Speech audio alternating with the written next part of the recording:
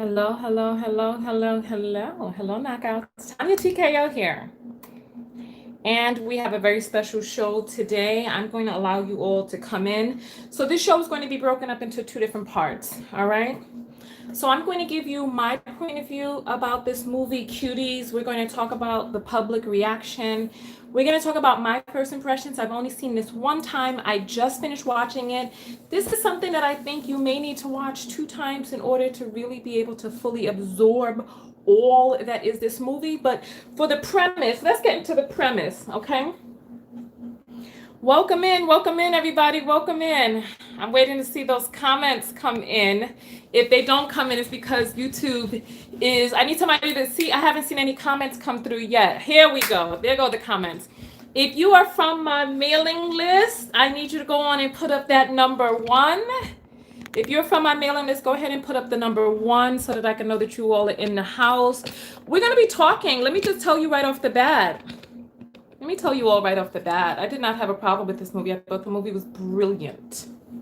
I thought it was brilliant. And I think that there are a lot of people, oh my God, oh my God, oh my God. And the public reaction about the pastor killing his wife, you know what? Let's talk about Cuties in this movie, in this video. If we need to talk about some other things, then we'll get into that, right? But listen, every 19 hours a Black woman is killed by a person she was romantically involved with. This movie, ironically, I feel that it is parallel. Let me call out the people from the mailing list who have gotten here early. Mailing list gang, welcome in the building. We have Nubian, Neka, Tina, Mary, Coco Puffs, God Favored. Hey, Ghost. Wait, Ghost was not on the mailing list. No, Ghost just said hi. Piece of Candy, welcome in the house. Whitney Marie says hello. Alanis from the mailing list. And let's see who else. Fila. All right.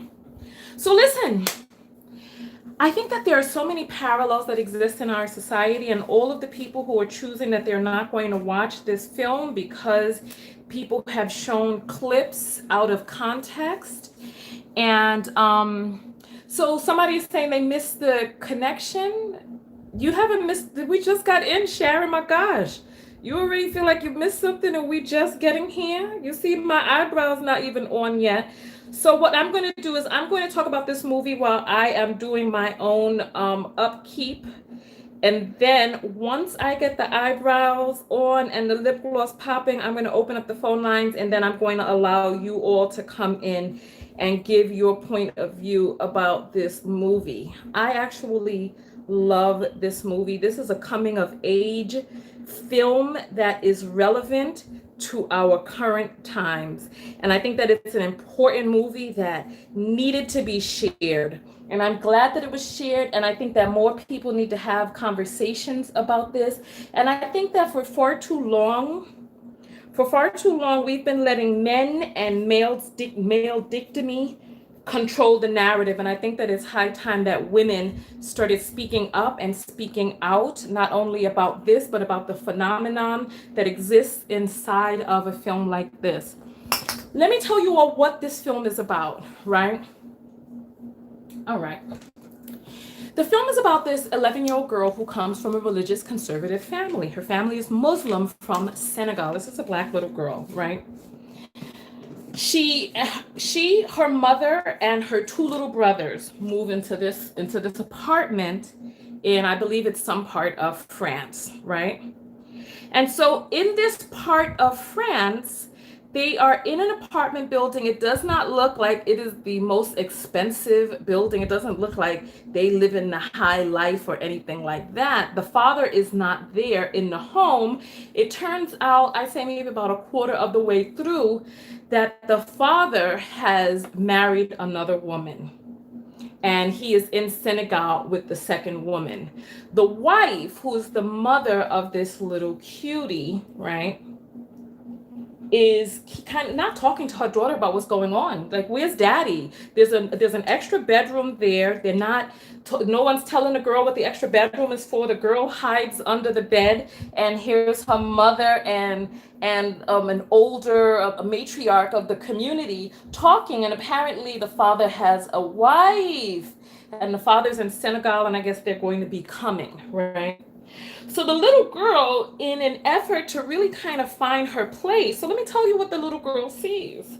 The little girl sees her mother. So she just sees the feet because she's hiding under the bed. Nobody knows that she's there, right? So first, she wakes up in the middle of the night, her mother's staring at the new room, just in a ghost-like state, right? Then the mother is like looking all kinds of distraught, right? But the mother's being strong for the family, right? Then the little girl ends up underneath the bed, overhearing the mother talking to the matriarch of the community, right? And the matriarch of the community is talking about calling up people to congratulate, for the mother to call and congratulate people, tell people congratulations because her husband has a new wife, right? After all of that, the little girl is looking underneath the bed, and the matriarch leaves, and the mother's just sitting there. She tries to call someone and say, "Oh, my husband got a new wife. I'm so happy. Congratulations to the new couple," right? But the mother hangs up the phone on the person and sits there, starts crying, and then slapping herself on the daggone bed, right? So the daughter is laying there looking like, what the HE double hockey sticks is going on? My mama's slapping up herself. And the little girl begins to cry, right? The little girl begins to cry. And this is when the girl goes on a journey. The girl goes on a journey to find herself. And in trying to find herself, she starts acting out, and she started acting out in a way that she begins to steal, she begins to dance sexually, she begins to dress scantily. She starts trying to figure out who it is that she is and what it is that she wants out of life, from herself, from whatever, right? But the girl is only 11 years old. She meets another little girl who looks like the little girl ain't got much parental supervision, because these little girls are dressed in outfits that little 11-year-old girls should not be dressed in. You know what I'm saying? They got on the crop tops, they got on the tight pants, they got on things that I don't think no parent in their right mind would buy for an 11-year-old girl, right? So basically it starts out with the girl and her mother going to some religious service. Let me tell you all, there's another component to this where there is a brother in the mix. She has a little brother who's probably 3-4 years younger than her. And the little brother is freaking, I don't want to call the boy useless, but the boy is being raised in such a way that he has no damn responsibilities. He ain't thinking for himself. He depending on his older sister to do the damn thinking for him. He acting like a goddamn fool inside the thing, splashing water all outside the bathtub. He can't carry a baby. Oh, he's acting the damn fool. He ain't listening. He just acting up. The boy was getting on my damn nerves because it showed the stark contrast between the way this girl was socialized and the way the boy was socialized. The girl was socialized to be responsible, to be adult-like, to be to take on the mantle of womanhood and all this other stuff, right? And it's just it just brings up so much for us, right? Because how many of us out there as women, I want to ask, we're going to do the number 2. How many of us out there as women, you know what, we're going to do 2 and 3. If as a woman, people started socializing you into being the woman of the house, learning how to cook and clean, and knowing that there's some ominous husband out there waiting for your ass to be able to do all of these things. If this happened to you, I want you to put up the number 2, right? If it happened to you, I want you to put up the number 2. If you were not socialized and nobody ever told you, oh, this is what you gotta do. You gotta learn how to cook for your husband. You gotta learn this. You gotta learn how to be a neat woman. Ain't no man gonna want you. If that has never happened to you, I want you to put up the number 3. If you had the opportunity to just live out into your little girlhood glory without anybody ever imposing that shit upon you. We got 1 3 in the house. Everybody else is putting up 2. We got another 3. Right? We got another 3. Me, it started happening to me, I say about the age of 9. So we have a lot of contradictory stuff going on inside this film. For everybody who has a problem with this film, we have a problem with society, because there's a lot of things going on inside here, inside this film, right? Where the matriarch of the community is talking about, oh, you're a woman now, because at 11 she got her period. So the matriarch of the community is talking about, you're a woman now, you're a woman. All right. So if she's a woman, then that means that she could go out there and wear what the hell she want to wear, right? If she's a woman, that means that she can go out there and toot up her booty if she wants to, right? If she's a woman, then she can go put on some panty shorts and bunk down on the floor, pumping up her waist, right? Because she's a woman, right? So it's like they're saying that this girl is a woman at the age of 11, and then the matriarch of the community comes over and she's like, oh, when she notices that the girl has her period, she's like, oh, I wasn't but a little bit bigger than you when I was married off in white.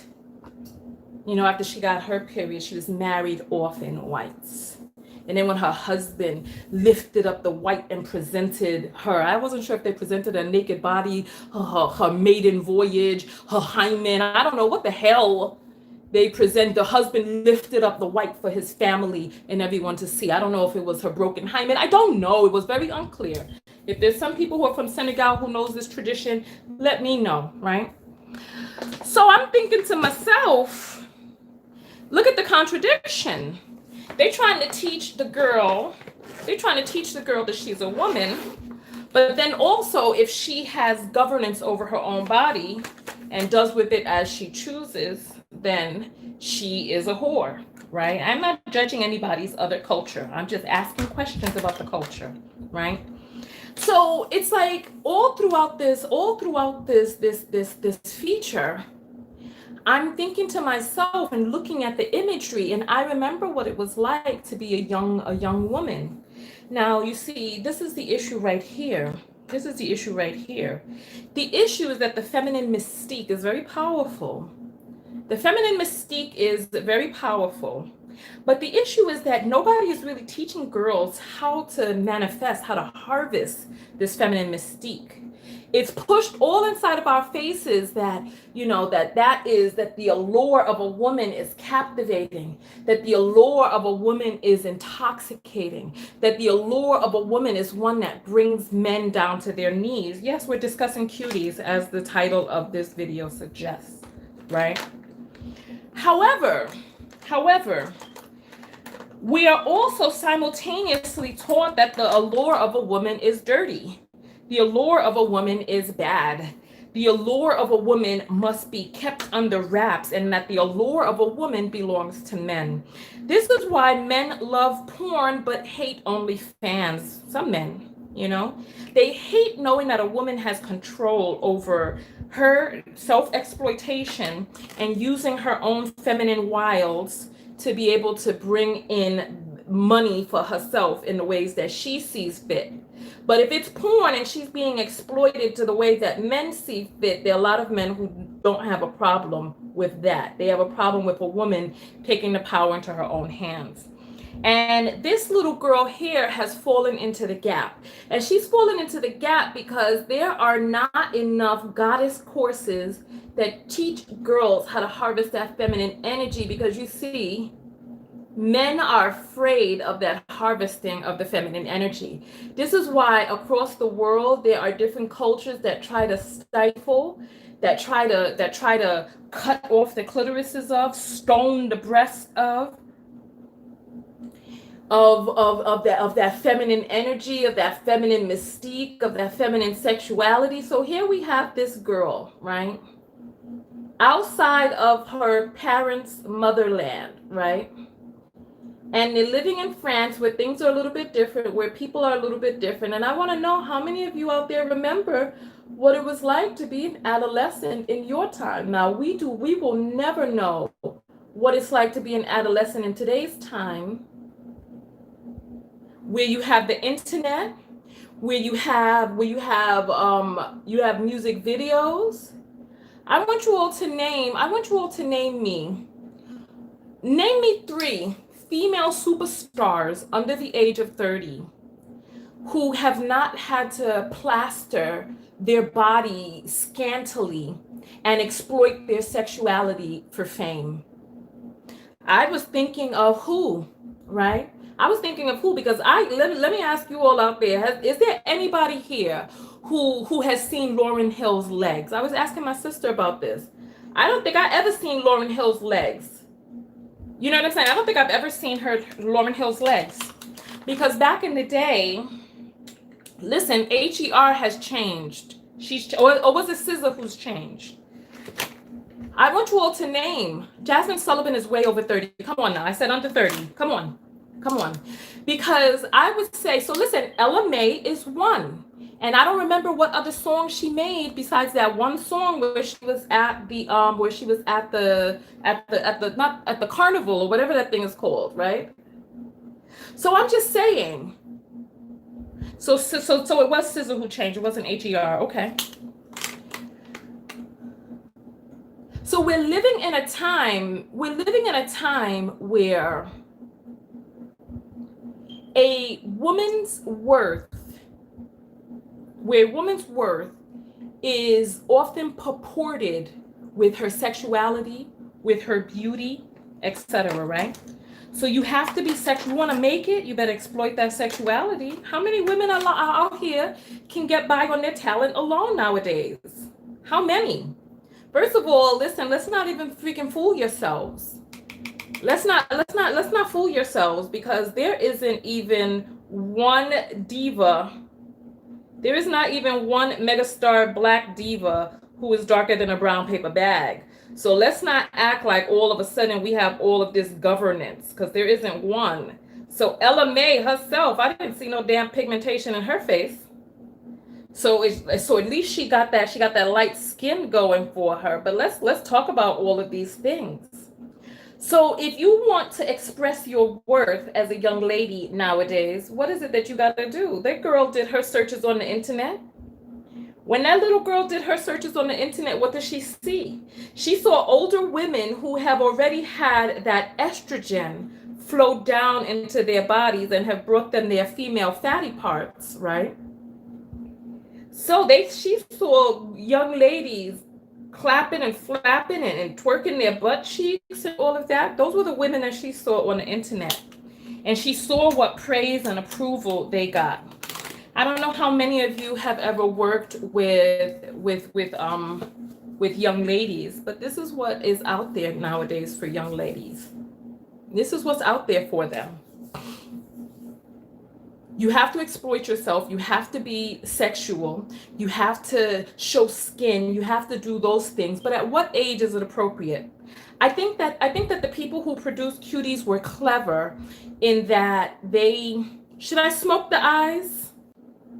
Should I smoke the eyes or no? Should I leave?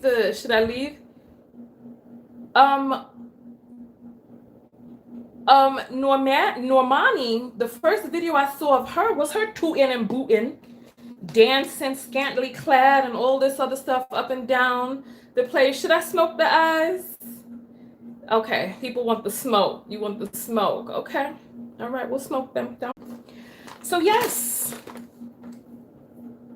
I'm gonna open up the phone line. So I want you all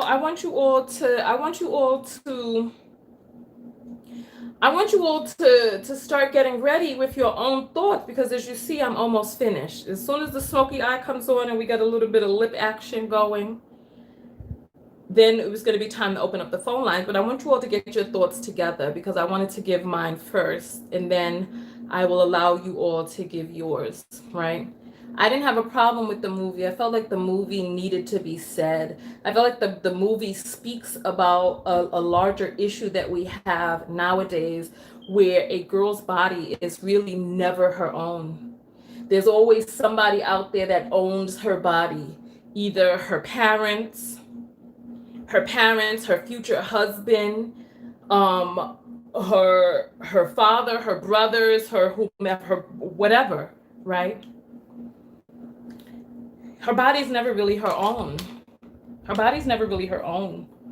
And the difference that I saw is that they rush these girls, they rush them into adulthood. They rush them into womanhood.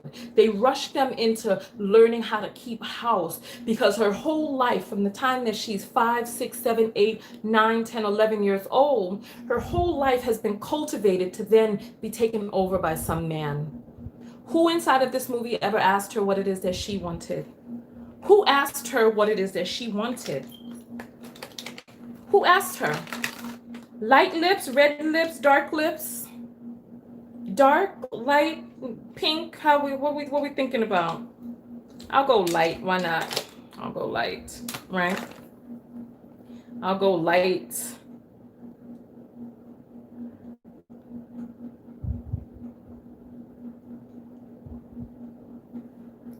Her body is never her own.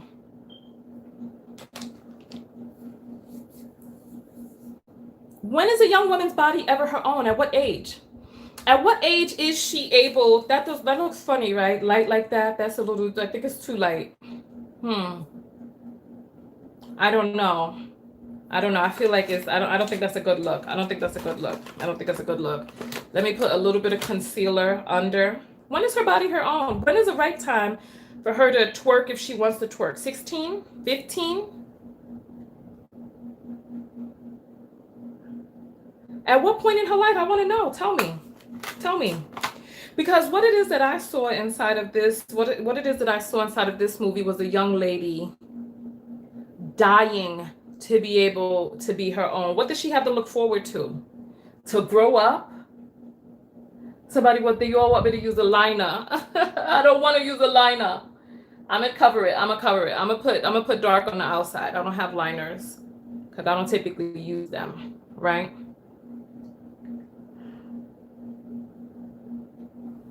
Okay. Her body's never really her own. Her body's never really one that she has full command of. Nobody ever spoke to this girl about what it is that she wanted and what is it that she had to look forward to in this life. To grow up, to be somebody's woman, have a bunch of children by them. And before this man, like, they were not living in the lap of luxury. These people looked like they were struggling. They looked like they were struggling. And here's the man getting another woman, and the one woman he do have isn't even living in the lap of luxury. So now she's supposed to take in another. I like this though. I like the light color now. I like it. Now they're trying to tell women that they're old by 24. When does a woman ever have a chance to really live and be free and So y'all women do okay twerking and being sexual from a young teenager, correct, or younger? Listen,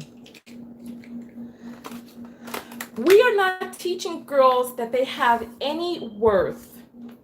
We are not teaching them that they have any worth outside of what it is that they can do for a man. And then once you hit menopause, then they try to act like you have no worth. They're like, oh, you finished now because you can no longer produce children. I read this study that talked about men's midlife crises fall right in line with when their woman goes through menopause. That's when they have their midlife crises. I don't have a pen. But I kind of like it. I like it. If not, you all can tell me. I'll change it because I don't like when the gloss goes on it after it's become matte, because then it just looks greasy. Unless I do like a golden gloss. Let's see. I'll do a golden gloss on it. Right? I'll do a golden gloss. Don't worry. I got you. Yeah, so nobody ever asked the girl. Nobody had a conversation with her about what she wanted. So listen, being Muslim, living that life, maybe what the mother wanted. But did anybody ask the girl what she wanted? There we go. All right. That looks good. looks good. I like it. But you all are right. I do need a liner. I can't do this. I can't do this. I don't like it. I don't like it. I do like it. I like it and I don't like it both at the same time. All right, but you know what? We're going to open up the phone lines and we're going to take your point of view because I want to hear from you all. I want to hear because I went through a lot of emotions. I almost cried. There are a lot of people who are like, this is fodder for pedophiles. Listen, I felt like it needed to be. I felt like this story needed to be told, and it needed to be told in the way that it was told because there was no mistaking that those girls had not yet gone through the transformation that estrogen does to a body. It seems like men don't have a problem. We don't have a problem with young girls behaving sexually as long as those young girls have visibly gone through the transformation of puberty. 16 years old. 17 years old, 15 years old. Nobody had a problem with Foxy Brown when she was 15 years old, talking about her ill nana. I remember going to nightclubs that Foxy Brown couldn't get into. The height of Foxy Brown's era, she couldn't get into the nightclubs that she was supposed to be performing at. She couldn't come through the front door. I remember when they asked me for my ID at the front door, and I thought, how is Foxy Brown gonna get in here? If they're carding me, how will she get in here? And they had her sipping all types of champagne and talking about Cristal and all this other stuff, and she wasn't old enough to drink. So it's like we don't have a problem with R. Kelly and the 17-year-olds. Oh, they know what they want, right? 16, oh, they know what they want because they have gone through the metamorphosis where estrogen has pushed out their feminine parts, but their minds are not ready. I want to ask you all out there, because the one difference that I saw in this Cuties that I did not see in real life, right, is that in Cuties, the guys were like, oh, you're a little girl, you're a little girl. How many of you out there had men tell you, or older boys tell you, that you were a little girl? We did 2 and 3 already, right? So it's 4 and 5. If they told you that you were a little girl, put up the number 4. If they never told you that you were a little girl, put up the number 5. Because nobody ever told me that I was a little. You're a little girl. They never told me that. All I heard was, you may be young, but you're ready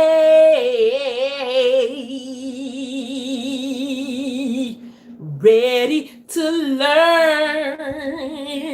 You're not a little girl, you're a woman. Take my hand, let me tell you, baby. This is what I heard growing up. That's what I heard. You're not a little girl, you're a woman. This is what they like out there. They want to tell you you're ready. That you're ready from the time that you start getting some little buds. You're ready, right? My mind's telling me no. But my body is telling me yes, yes, yes. Listen. They start telling you you're ready as soon as you get those buds popping out. Listen, I'm about to turn on the phone line, so start getting your thoughts together for what it is that you're going to say. Because I saw this movie and I felt that the movie needed to be shown, because there is a gap that young girls are falling into nowadays where they're not really seeing women being able to ascend to any heights unless their damn punani is out the door, unless their titties are jiggling and twirling around. When that girl went looking for who was receiving the accolades out there, they saw that it was girls, and she thought it was girls in thongs shaking and twerking their butt cheeks who were getting the accolades. So when she went out there looking, she didn't see many choices, many options, because if you had to, I want to ask some of your asses out there. Let me ask some of you. So we did 4 and 5, right? Let me see what those surveys were. So some people said people told them they were little girls. They didn't tell me I was a little girl. They didn't tell me. What they do is they put the blame, oh, you fast ass. That's what the women in your family will say. But the men out there, oh, look at you. They start looking at you sexually. You start walking up the street with your little big book bag on, wearing your little girl jeans and your pigtails in, and they're looking at you. Hey, how you doing? as you passing by.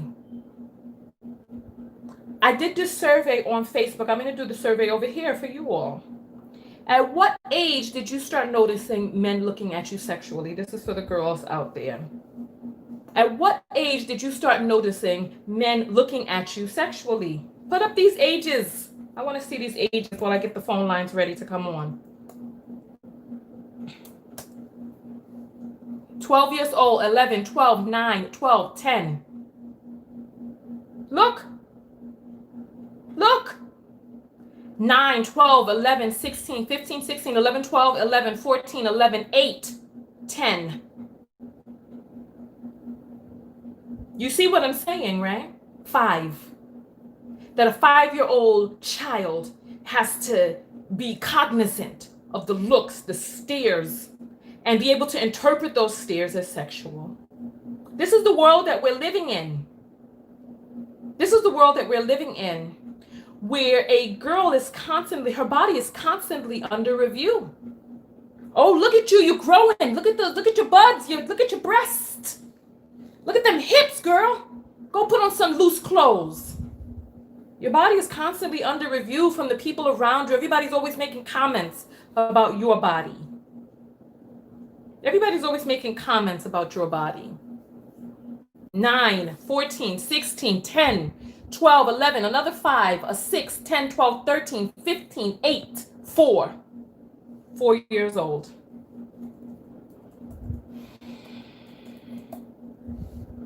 Give me 1 second. Phone lines are getting set up right now.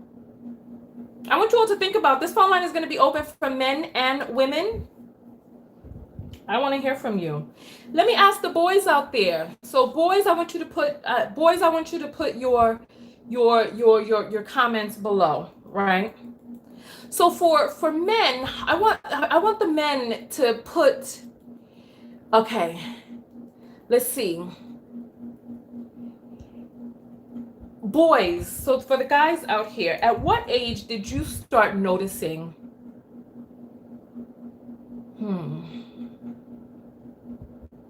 All right, so for the boys, I want you to put an M for male, F for female.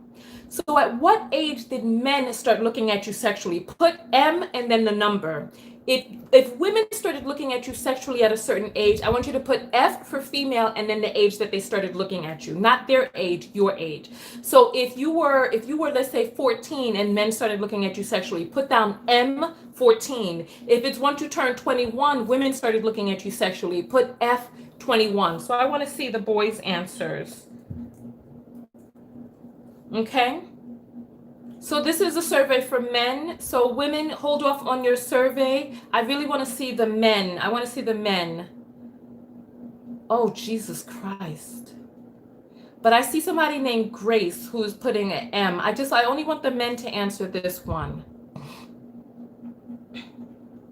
So Sheeta's husband says 13 female. Oh, God of mercy. See what I'm saying?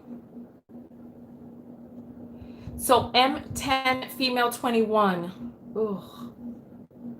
This is disgusting. This is disgusting. All right. Phone lines are almost open. I just have 2 or 3 more things to do to get it open. And then we're going to start accepting phone calls. Right? All right. So male 9, female 15. The question is, at what age did you start noticing that men were looking at you sexually? And then also what age you started noticing women looking at you sexually. So M for male, men started looking at you sexually at a certain age. And then F for female. So that's the question. If somebody can explain it, because I've already explained it. You got to come in early and stay up with me. So there was a person who was, this is not sex. If a boy is 7 and a woman is 45, that's not sex, that's abuse. That's abuse. So we have male 6, female 17. You see what I'm saying? All right. All right. Listen. Bluetooth is connected. Phone lines are set up. I'm going to take the first phone call. So you can call in. The telephone number is 488-3149. So Candy's boyfriend, females started looking at him sexually at 16. Men started looking at him sexually at 22. You're on the air live with Tonya. What's your name? It's Ren. Hi, what is it? Ren, R-E-N. Hi, Ren. So what is your comment today? We're talking about the movie Cuties and what your point of view about the film is, about coming of age as a young woman in today's society or yesteryear societies. I want to know. Well, I'm 30. I just turned 30, and a lot of the movie, it connected with me because I was growing up when I was in the 6th grade. That's when we were just getting the internet. We were having AOL, and there were nights when, our friends' parents were asleep, and we would go on the internet and Google inappropriate stuff and chat with grown men on the internet just because we didn't know better. And that sometimes you have no guidance, and it's like, how are your parents even supposed to guide you through that because they have no clue? Exactly. And so I was just watching that like, wow, that was, some of my childhood. Just, you don't know what you are. Like, are you a kid? Are you a woman? Should you do what you see on TV? Like, you don't know. And I was just like, wow. Yeah. I have a daughter, and I'm just like, I'm in for a lot. I mean, because I can only imagine how it's going to be by the time. How old is your daughter now? 3. I can't even imagine what it's going to be when she's that age. Like, yeah. Yeah. So we're talking about 10 years from now. What is the world going to be like in 2030? I think it's going to be a lot worse before it gets better, just because, like you were saying, nobody asks us what we want. As soon as you get a period, it's, oh, you're a woman now. I'm going to groom you to do this. And how do you know that's even what I want? Like who said I want to get married and have kids and just be what society wants me to be? Okay. And I wonder if women who like women, I wonder if they get a break from this. Because I can only imagine that they begin to get socialized as a certain thing, like, oh, there's some man out there. But if they don't like men, I wonder how. Okay, I would love for a woman who likes women. Yeah, that has to be chaotic. Yeah. I'm curious for that. But thank you for having me. That's all I wanted to say. Thank you for calling in. Thank you. Okay, so I want a lesbian or bisexual woman to call in and give me your point of view, because I'd love to hear with the socialization, with you not even, I wonder because, parents spend so much time trying to keep their girls away from boys, but if you like girls, you might be in hog heaven. You might be in hog heaven. Because if you like girls and your parents are like, oh, tell Jenny she could come for the sleepover. And you having one-on-one sleepovers, I want to know. I'd love to hear from a person who is a lesbian female about that particular journey. You're on the air live. What's your name? My name is Jada. Hi, Jada. Are you lesbian or bi? I'm pan, so, I mean, you can, yeah. I'm under the umbrella of, I like women. How about that? Okay, but it doesn't matter. Genitals don't matter to pansexual people, right? Correct. Okay. So when you were growing up, and so your parents, did your parents socialize you to get you ready for some looming man that's out there? Can you repeat that? Did your parents socialize you to get ready for a man? Not necessarily, but Okay. Like the other day I saw a comedian that made a joke that said, like, girls already have that responsibility when they come out the womb. Like, we get set up with the fake kitchenette and the fake, like we got to play house and stuff. Yes. So, I mean, I wasn't socialized, like, necessarily, but those things was around me. I was already kind of in that mindset. They didn't do that on purpose, but, that's how society kind of brings me to be. Okay. Right. So then did your parents know that they didn't know that you were pansexual, because I don't think many people know what pansexualism was back in the days.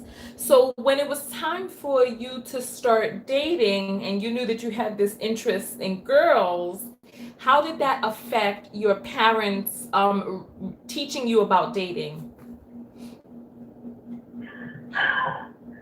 You still kind of have that expectation, because I mean, a man is still technically could be in my future, so I still have to be presentable for a man. I still, can't get too much weight. You still gotta, still gotta have the, Wait, you have to watch your weight to be presentable to men? well, not necessarily for me, but I'm saying, well, that's what I heard from others, not my parents. I have great parents, but from other people, from my peers, from male friends, if you can lose a little weight, you can be more presentable. Do your hair a certain way, you can look more presentable. Okay. All right. Got you, got you, got you. So what is your take on the film Cuties? Did you see it? So, wonderful film. Loved it. I'm so happy that you're talking about it. And I was going to say the backlash more, I was going to comment more on the backlash, where there was a film, I don't know if people remember, it was 13, where it was basically a coming of age story. They had very explicit in that film as well, like they had what? And all kinds of stuff. They had what? And I don't see, go ahead, sorry. I can't hear you. You said they had what in it? They had sex and all kinds of explicit things, and that is drugs, all kinds of things, and that as well. It's a coming of age story, but I don't see. But guess what the difference is? The main character was white. What was the name of this film? 13. It was called 13, and yes. it had sex in it of a 13-year-old. All kinds of stuff in it. And it kind of reminded me, it put me in the mind of that film as well, but the only difference is the main character is white. But I see all the backlash, they're twerking and they're doing all this. Before even giving the film a full chance, I think Netflix really, they messed that up. They really messed up. Okay. With the marketing and whatnot. Okay, so the people never gave it a chance. The advertisement overseas was totally different than the ones over here. Yeah. It was definitely the way it was marketed. Yeah. I think so too, because when I saw it, I thought it was a phenomenal film. All right, well, thank you so much for calling in. We're coming upon the 5-minute mark, so thank you. All right, thank you so much. I love you. I love you too, Mama. Thank you. All right, so phone lines are open. Men, women, gay, straight, doesn't matter. I want to hear your thoughts. You're on the air live with Tonya. I need you to, I'm going to come back to you in just a moment. Just make sure that your computer is down, that you're off of speaker or headset so that there's no echo, and I'll come to you in just a moment. So I want you all to tell me, what did you think about the film? Is it because the lead was black? Is it because black women are at the bottom of the social totem pole? Does it mean that our bodies are even less our own than other people's?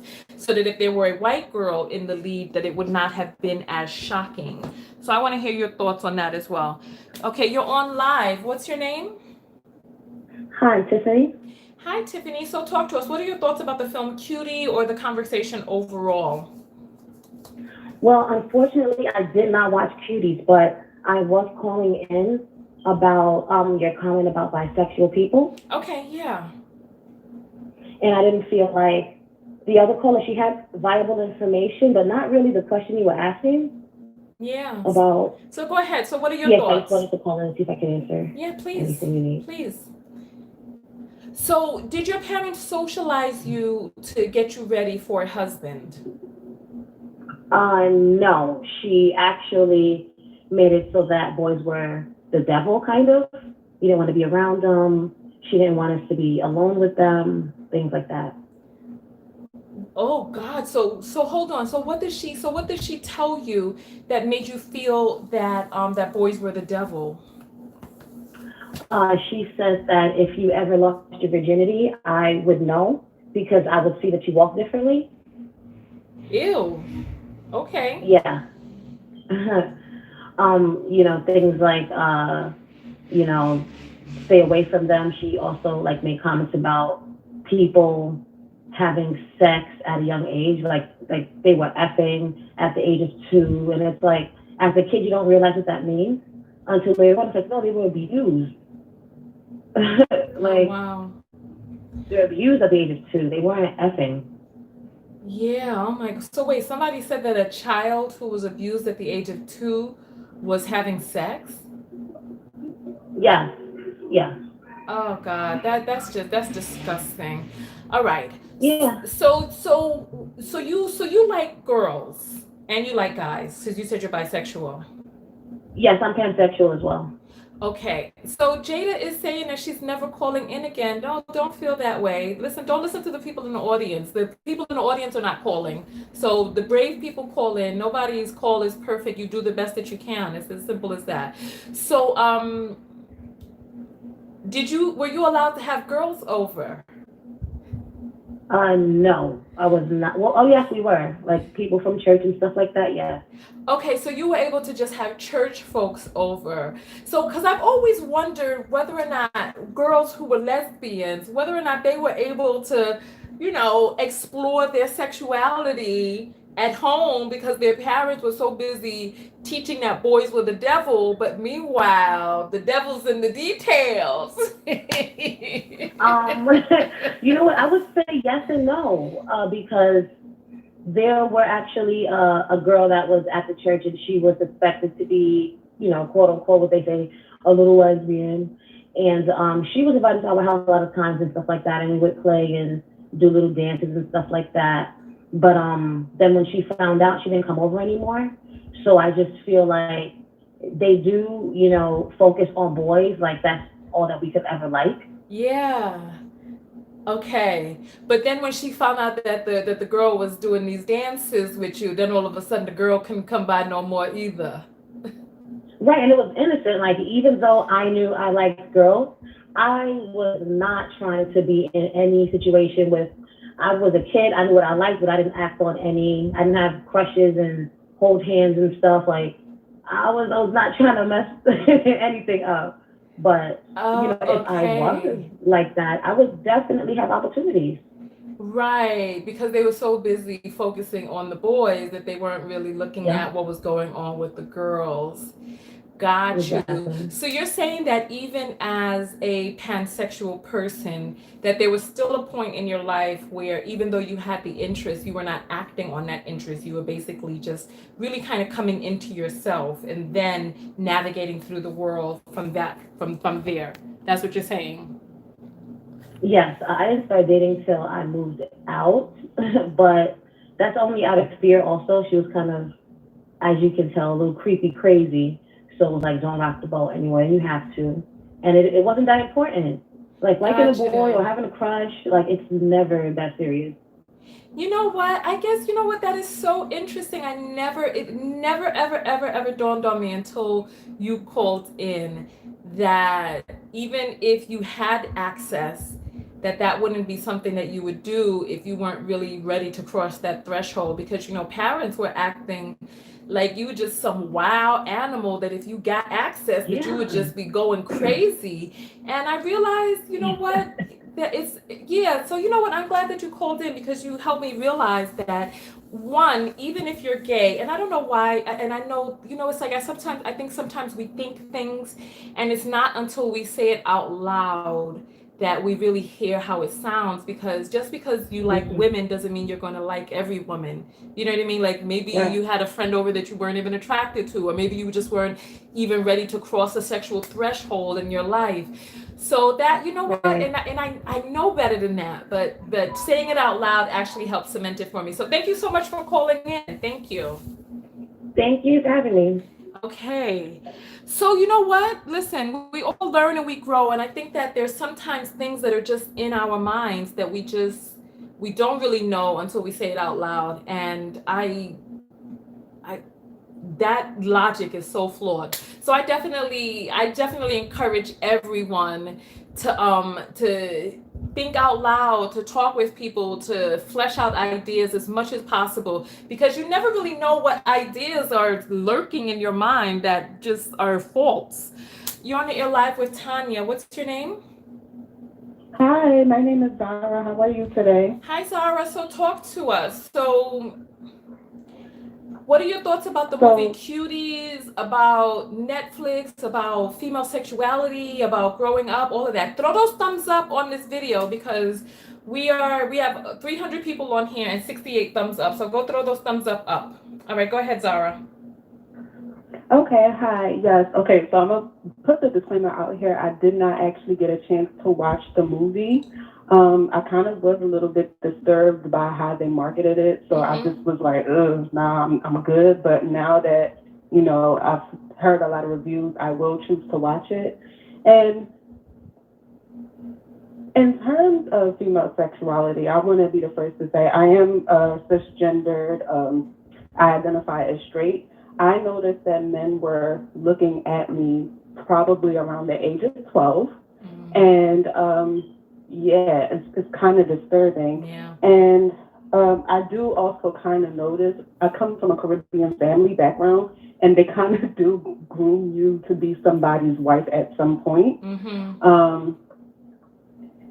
It's kind of hard to explain. I'm trying to gather my thoughts, but Okay. yeah, it's at a certain point I did kind of feel like I was not allowed to own who I was, and then, you know, I turned 18 and I was like kind of like, to hell with it, and who I am is who I am.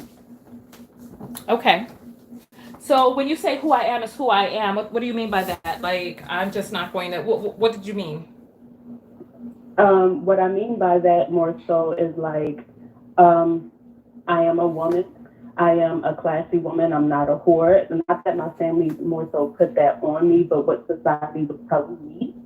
And I am a sexual being, but I am also a classy woman. And you can't tell me otherwise, because I'm not living for you. I'm living for me. Okay. So what does classiness mean to you? What is that?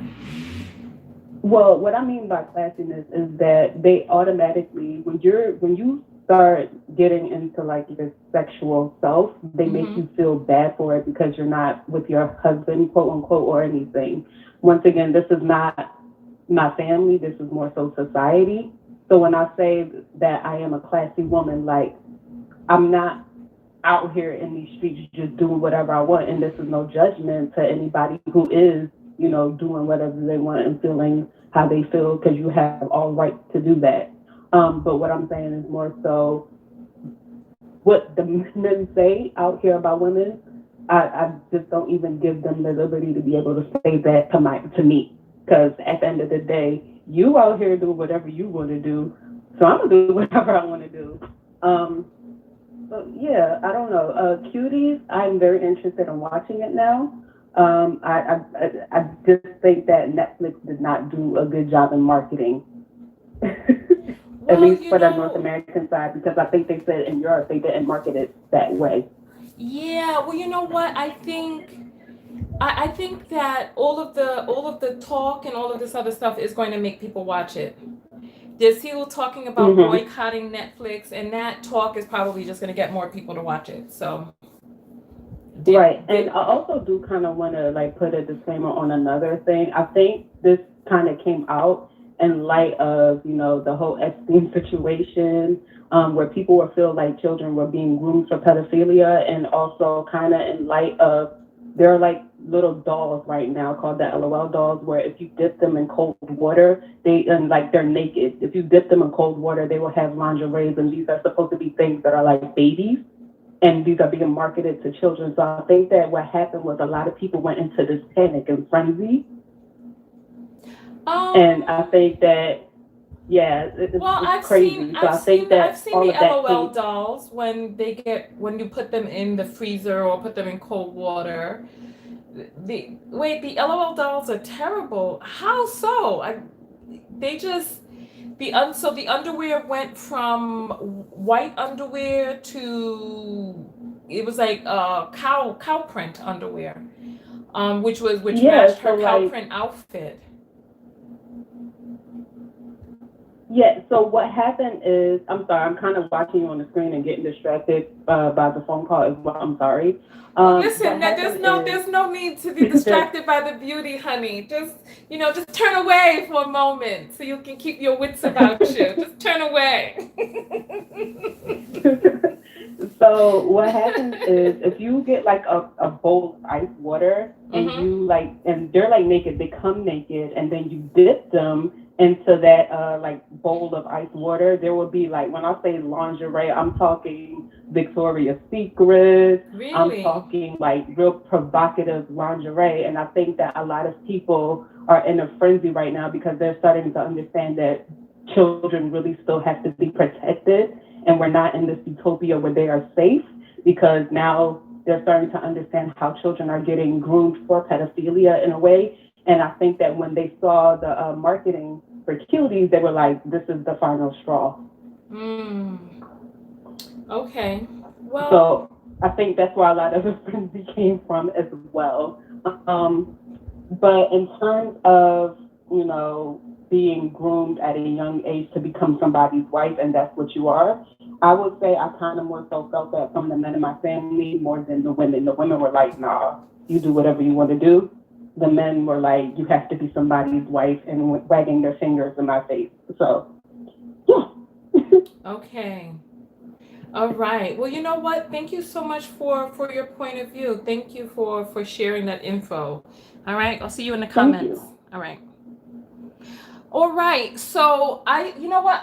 You all are not talking about the LOL dolls. You're talking about the troll doll. There was a troll doll, and I'm still looking in to see whether or not that was a real doll or not. Because it's like there's so many tricks that exist out here that you never know what's real or what's not. The LOL dolls are little dolls. Give me just a second. Make sure that your sound is turned down and that there's no echo. Make sure that you're off of speakerphone, and I'm going to come to you in just a moment. Okay? All right, give me 1 second. Tania, can you bring me one of your cute LOL dolls, the one whose underwear changes? All right. Okay, sorry about that. I'm gonna have my niece. I'm gonna show you all an LOL doll since we're talking about it. All right. All right. You're on the air live with Tonya. What's your name? Hi, my name is Alexis. Hi, Alexis. So talk to us. What are your thoughts about the movie Cuties? What are your thoughts about budding female sexuality, grooming for husbands and families, all of that? I want to hear. All right. So this let's start with the movie Cuties, because this kind of is very personal to me in a way.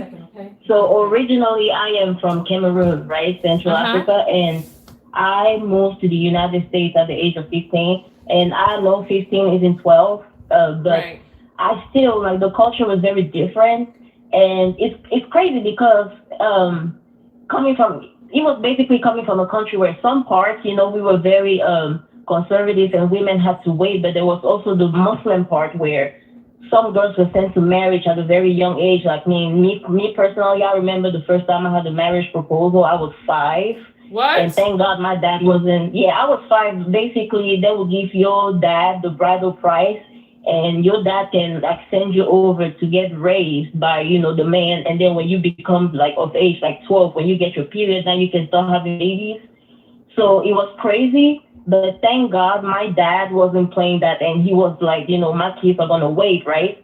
So, fast forward, moved here at the age of 15. It was crazy because I relate to this movie so much, and people are like, the way I see people kind of coming for it and insulting it, like, I understand where they come from, but at the same time, when I think about my reality, I had a hard time because I didn't want to do what that little girl did in the movie. By that, I mean, when I was 15, like, I was a virgin all throughout high school, and to be honest, I'm still a virgin now because I'm myself, and nobody's gonna change that. But I remember I was making friends that had lost their virginity for like 8 years old and 10, right? And basically they would like, I felt isolated, like I was like an outcast, like I felt like I didn't even belong there just because they were so advanced. Now my opinion about this movie is, now she's talking about the little girl who moved from Africa and comes like to France, to Europe, and social media is kind of like conditioning her in a way, and she's doing things to fit in. And for me personally, I got to see what, if I had choose the route that all my friends wanted me to, take when I first moved to the United States, I feel like that's where I was going to end up. So for me, I feel like there was a good lesson in there. Now I understand why, if you're from the United States, you can get mad at it because you don't travel. If you don't travel, you don't see how you can learn from it. But for me, I was like, okay, every little African girl, or not even just African, any girl can learn from it. Like, if you lose yourself and just do what everybody else wants you to do, you can lose a part of yourself and your dignity in a way. So I think when I saw the movie, I saw why everybody's upset, but a part of me was like, this is more of a learning lesson, Yes. and they just wanted to shock people. Yes. You know what I mean? Yeah. So because this is real life. Sorry. This is real life. This is real life.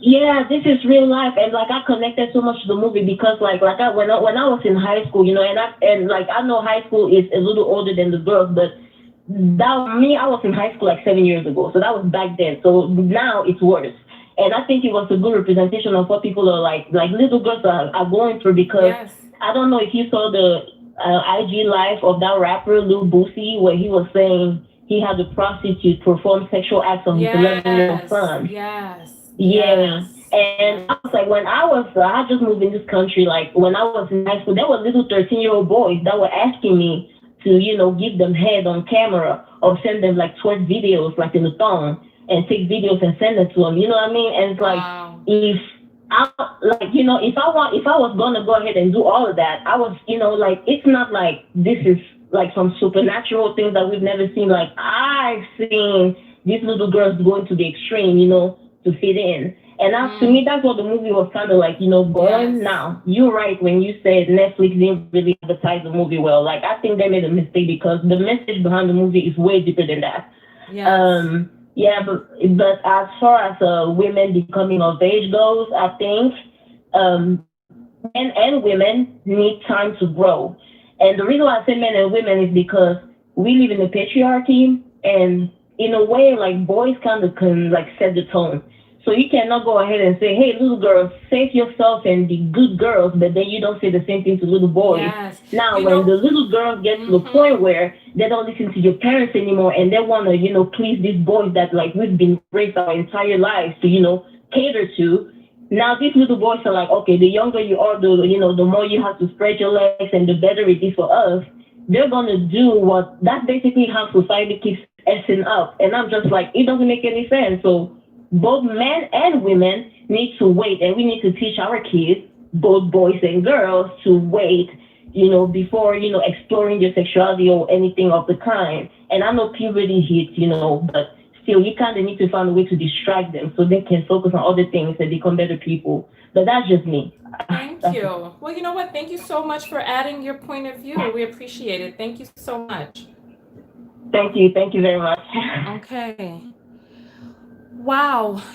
That was so deep. So listen, this right here is an LOL doll. They're tiny. You see, right now she doesn't have any clothes on, but she does have, she has on a tube top and some shorts, and it's white.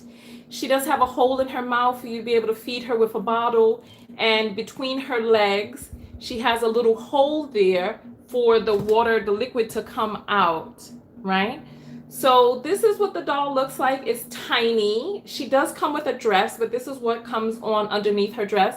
And I'll let my niece put this in the freezer for you all, and then you'll see it just gets like a little cow print on it. You squeeze the head. There's no sound. You hear? Just the air coming out. There's no sound. I do hear that some of them are able to make like little mama noises, but this is just, it's a tiny little doll, cute. There's no bosom. See, it has a little baby pot belly, right? Tania, Here, can you put this in the freezer and then bring it back? All right. Give me just 1 second. All right. All right. I'm going to come to you in just a moment. Make sure that your computer's down and that you're ready to come on the air. All right, so that, as you see, that's a little doll. It's shaped like a baby. It has some big eyes. It's not like the Bratz dolls were back in the days with the huge lips and the grown-up clothes and all of that other stuff, right? But then even so, you know, I feel like, yeah, when I saw Bratz dolls, I thought they were horrifying when I saw them back in the days. But, I mean, a child who's looking at it looks at it through the eyes of innocence. You know, I don't know. I don't really know what to think of Bratz dolls nowadays, because I know it's not the thing. It's really the interpretation thereof, and children just don't have that interpretation just yet. But were the Bratz dolls grooming? I don't know. We'll talk about that. You're on the air live with Tonya. What's your name? Whitney. Hi, Whitney. So what's your Hi. comment? Hello? Yeah, what is your comment about the movie Cuties, about female sexuality, about grooming, all of that? Okay. When I first saw the advertisement for the movie, it reminded me of Bring It, the series. I think it was on Wii. And so I wasn't disturbed by it because the outfits were very similar to the dance troupe and even some of the movements. So I didn't get why people were so upset about it initially. Now, I did watch the movie, and I think there's a lot to be said about the movie on a number of levels. First of all, I think there's this idea of a hurried child that we create in our communities, especially for girls, in particular Black girls, where we put them in positions where they're hurried to grow up. We give them responsibilities of the household. We give them responsibilities of raising, our kids. We put them in situations where they have to make adult situations, but then we want to keep them as children in certain areas. To me, there was a lot of conflicting information to me in the film. For example, I didn't understand why the mother didn't know that possibly the husband could take another wife. I didn't understand that. Was this something new? There was also a lot of things that I don't think was communicated to the girl, but then there were all these expectations. For example, when the father was coming for the wedding, here she is chopping up 40 pounds of onions, but where's the boy? I mean, where is he? Why is he not doing anything? So in one position, she was almost doing everything her mother was doing, with the exception of going outside of the house and working to earn money. But then there was the expectation that you remain a child. Now, some of the dance scenes were a little disturbing, but like I've said, I've seen them in other dance troupes and on other shows that were even on American TV. So I didn't understand why that was disturbing. Now, what was disturbing to me was that her first response when her uncle found her with the phone was to unbuckle her pants. So that was more disturbing to me than anything. And then her taking a picture of her genitals and posting them to say, look, I'm not a whore, which was very interesting to me that she would take that route. But I think a lot of important issues have been hit on, the impact of social media, but more importantly, something that has always gone on, the importance of girls always wanting to fit in, to feel like they belong, and, the extent that sometimes we will go for that. But then you get back to the idea that sex is a commodity. Already at 11 years old, this girl knew that she could use sex. When she got the likes, on her social media, that she comes to school and, she has her hair out and this little crop top and everyone's praising her, this, that, and the other. Mm-hmm. But then, they're calling her a whore, on the other hand, when she doesn't do something that they're like. So I think that there's a lot to be said. There's so many things that I wrote down about this. But I think there's a bigger conversation to be had about how we're raising our kids and what our expectations of them are and how we put them in adult situations, but we want to keep them a child. And then another thing I thought was very interesting was the idea that now she was possessed and the demon needed to be exorcised out of her, which I thought was an interesting commentary as well. And even the older matriarch woman who says, Oh, when my husband came and got me, I was all in white, and when he lifted that white up, I mean, some of it was just very interesting to me, but those are my thoughts. I don't want to take up a whole lot of time. I could write a book on this, but I did think it was interesting. I think we're fooling ourselves if we think that these things are happening in our cultures and that we're not setting some of these girls up to do these things and to act these ways.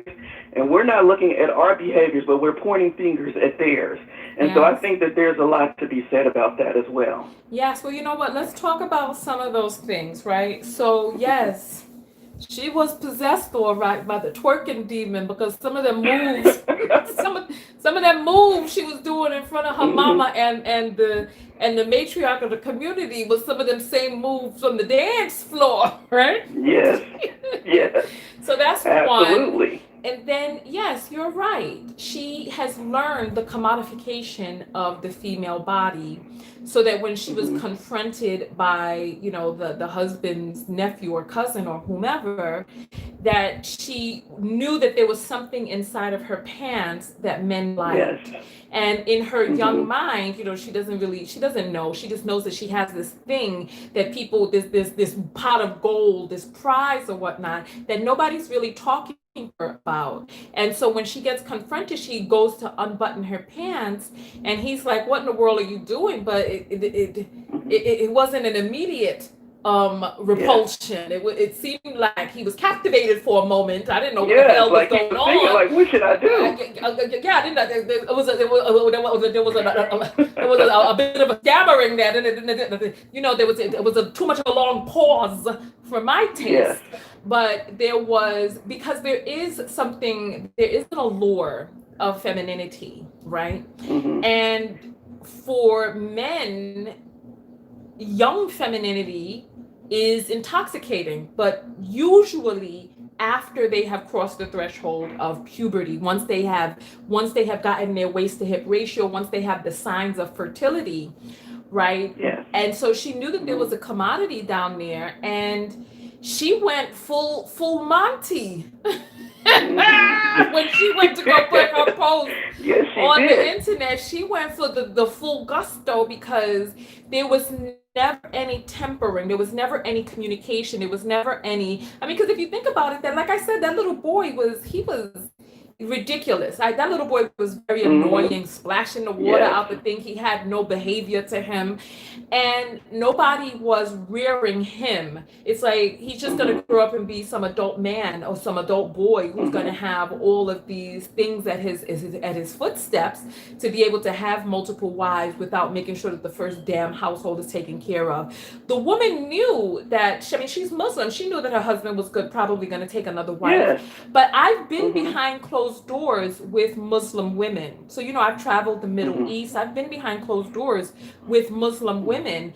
And first of all, every woman is not made for that second, third, fourth wife lifestyle. They're born into it, they're raised into it, but every woman is not made for it. And every woman, listen, there's something that exists inside women that women don't want other women near their men. Men just don't seem to freaking get this. But when I was behind the closed doors with women who are Muslim, they were like, my man knows better than to bring another wife around here, right? The majority of the women were like, he's not going to bring no second wife around here because I'm not having it. I'm the first wife and then the only wife that there's going to be. There was the minority of the women were like, oh, well, you know, they say that the husband is like the one who knows, and the woman is like the child, so he's the one who knows what's best for the family. But I think it is male ignorance, ego, narcissism that makes them think that, listen, first of all, the average man can't understand one woman, let alone going out there trying to take on multiple. First of all, they was not living in no highfalutin, I don't know what the hell, and she had a small baby herself, so she was still fertile, still producing children. And he went and left his family for however long he left them, while his little girl is out there twerking and dropping phones out the window and taking pictures of her punani and posting them up on the internet and all of that. Where was he? It's like his first family's not taken care of. The little boy, he was learning no responsibility. The boy couldn't even count out damn cereal for his damn little self. He was just an annoying child, and the contrast was just startling. The contrast was startling between the responsibilities that she had as a girl and the lack of responsibilities and wherewithal that the damn little boy had. I thought that it was startling, and I thought that it was true. And I feel like there's a lot of households out there like that where the boys are just able to just exist. You don't see nobody out there talking about, listen, you better go get yourself a toy assembly line so you can learn how to put these cars together, because the woman is going to want you to have some money one day. It was like he wasn't learning any of those things. It's like when it came time to cut up and to cook and all this other stuff, the boy was nowhere to be damn found. It was startling. And I was like, you know what? I had to think, if I was an 11-year-old girl and two choices was to be sitting up on the bed slapping yourself. If those were the two choices in life, I'd probably go throw on a crop top my damn self and see if I could get the hell out of my neighborhood through a twerkathon too. Because I ain't gonna be up there on no bed talking about some slapping and crying because my man now has a new family. No, what type of life is this? What does she have to look forward to as a girl? That's what I want to know. So thank you so much for calling in. Thank you. Can I just say one more thing to just put it out there as food for thought? Sure. Hold on for 1 second. Let me see if I can get this all done. Okay. Tonya, Okay. You got the doll? All right, bring it. All right. Okay, go ahead. What's the last thing you're going to say? Okay, the last thing I wanted to say, and I think it kind of correlates to some of the previous conversations you've been having about hitting the wall, is that as women, we have to know our value and what is commodity and what does that mean and how do we use it. Because if you look at all the women in this movie, even the mother, the idea of losing your power, even at her age, has she hit the wall? I don't know. She seemed like she just had a baby. I'm so sorry. Hold that thought right there. Okay, hold on. Can you hear me? Okay. Hold on, Yes. I'm going to come right back to you. All right. Thank you. All right. So this is the little LOL doll, one she's put in the freezer. So you see it's just like a cow print, front and back. So it's not like the lingerie that some of you were talking about. And then when it warms up, it goes away. See, it's not like how some of you were trying to make it sound. What you all were talking about was something different. All right, hold on. Thank you. Okay. Go ahead. I'm sorry. Go ahead. So you were saying about hitting the wall and the mother. I was saying that I thought the conversation kind of relates to some of the conversations you've been having earlier this week in regards to does a woman hit the wall and things of that nature. But also, if you look at the women in this film, where was their power? Where did they find their worth and their value? Where did their commodity lie? And I think it gives the impression that your commodity obviously is sex and your sexual ability. And at a young age, you have it, but as you get older, you lose it. Because here's this mother who, it looked like the baby couldn't have been more than 1 year old, but obviously another woman was being brought in. Mm-hmm. You know, had this woman hit the wall? Are we talking about that? And also with her in a situation where I think the minister who came to do the exorcism said, I know about your situation, and if you want to get out of it, you can, but she chose to stay in it. So I think we have to look at ourselves as adult women, even though this is a conversation about young girls and women, we have to look at ourselves as adults and knowing our value as well and where our commodity lies, because I think that sometimes we forget it, or society teaches, well, you're at a certain age, you done hit the wall, just give up. And whatever comes your way, comes your way. If he brings 3 more wives, what you gonna do? Yeah. But I think we need to think about that and understand that at any age, we can still have power. We can still have control over our lives. And I know it may be more speaking culturally, but we still have that power, you know, to use to our advantage. Let me ask you a question. What power did this woman have? You know what? You've been on for 14 minutes, so I have to let other callers call in. Okay. I'll present that question. Thank you so much for calling in. Okay. Bye. Okay. All right. So the phone lines are open. That was a great call. I'm sorry if we went a little bit over, but I want to find out from you all in this movie, Cuties, what power did that woman have? She had no power. You're on the air live with Tonya. What's your name? Hello? Yeah, what's your name?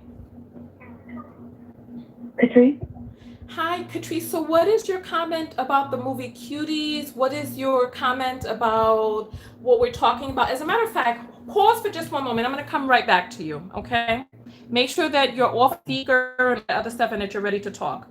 All right, so listen, commercial break time. Listen, this is the book of affirmations, self love. These are the affirmations that I said when I was at the lowest point in my life. If you want to talk about your own power as a woman, as a man, as a human being, as a young lady, what is it that you're doing to harvest and hone your own power? This book right here, the Book of Affirmation, Self-Love, when I was at the lowest point in my life, living in my car in 2016, 2017, I really didn't know what I was going to do and how I was going to get out of it.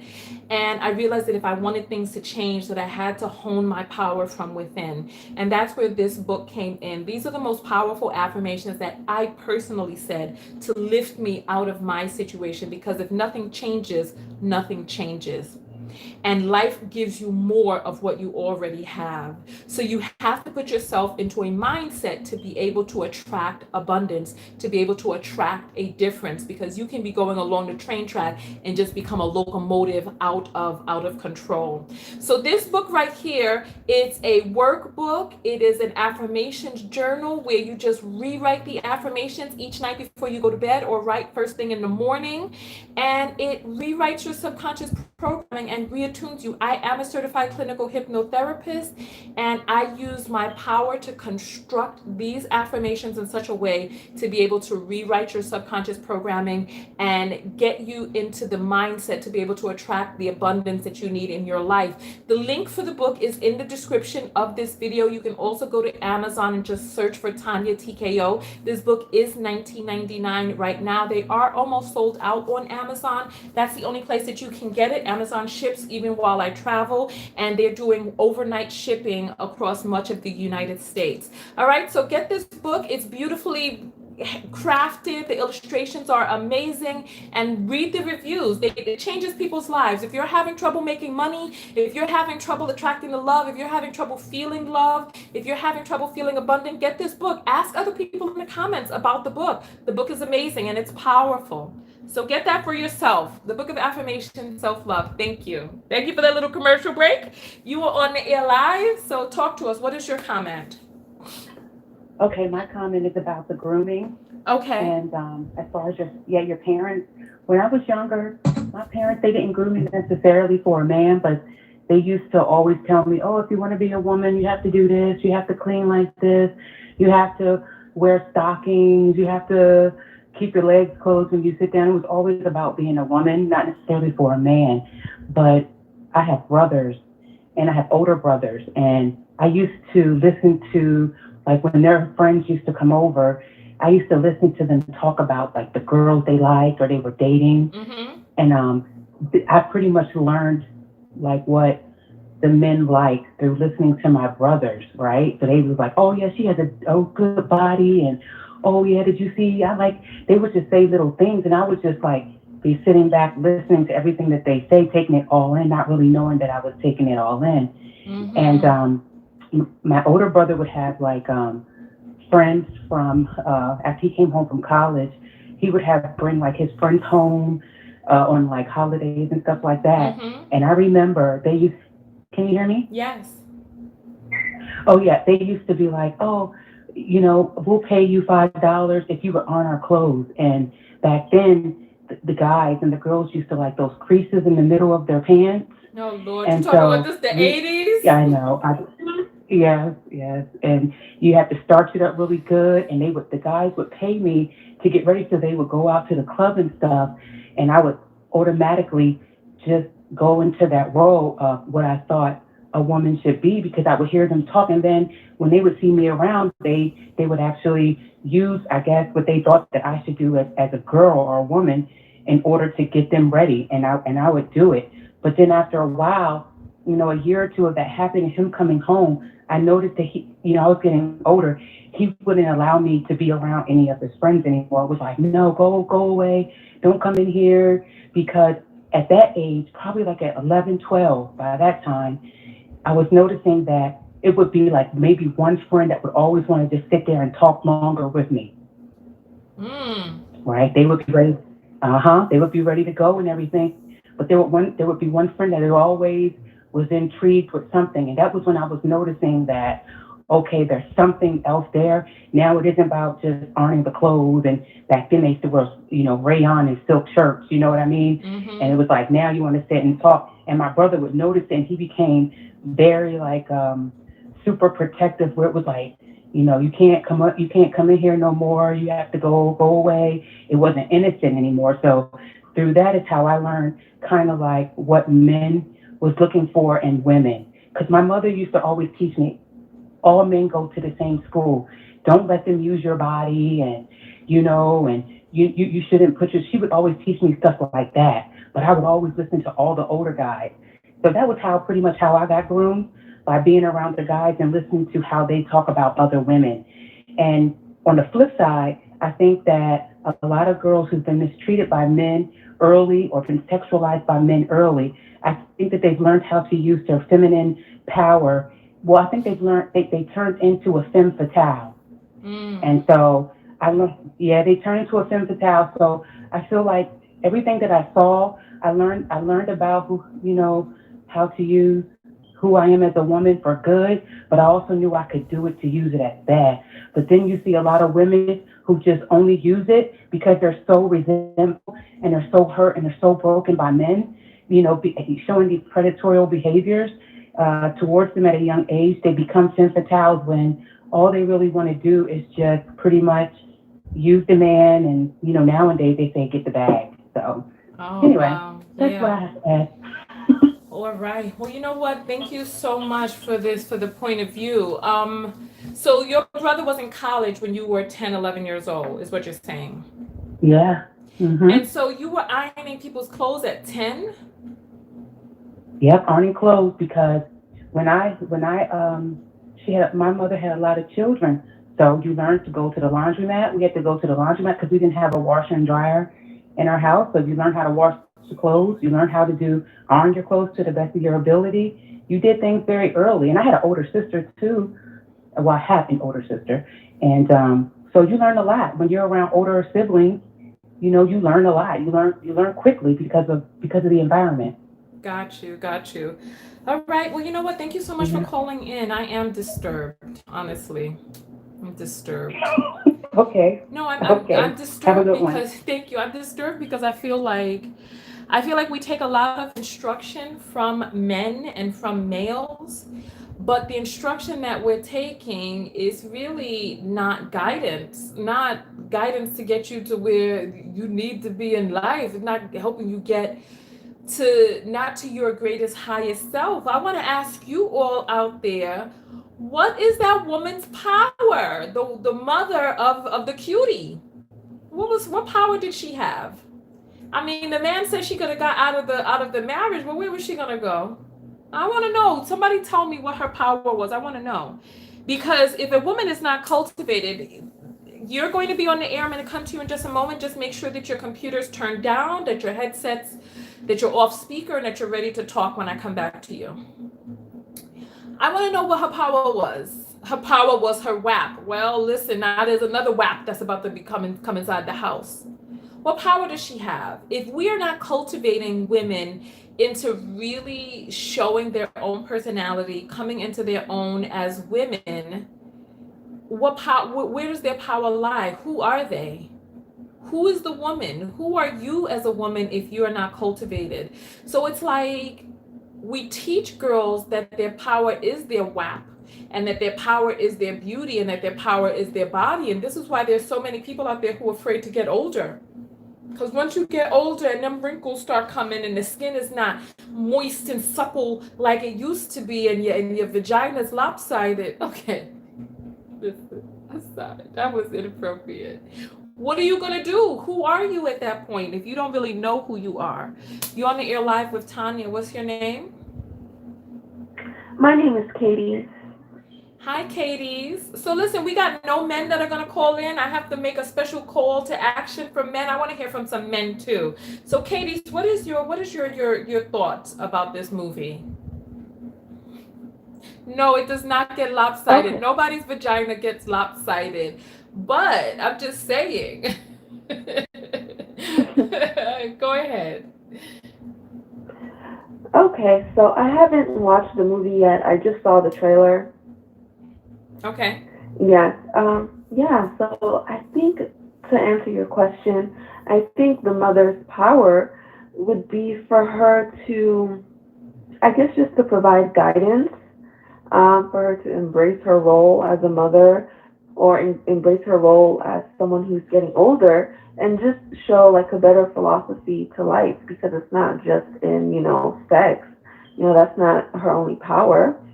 Her power could also be in, being intuitive, you know. Okay. So Mhm. I'm not talking about her power as a woman, a womb holder. I'm not talking about that. I'm talking about in this situation. What is her power in this situation? What power does she have to control her circumstances?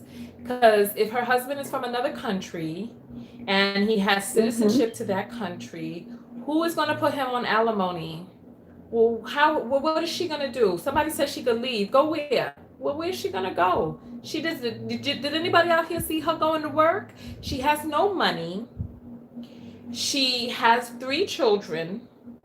She's trying to raise a Mhm. girl and she got 2 boys. One of them is little and still on her back.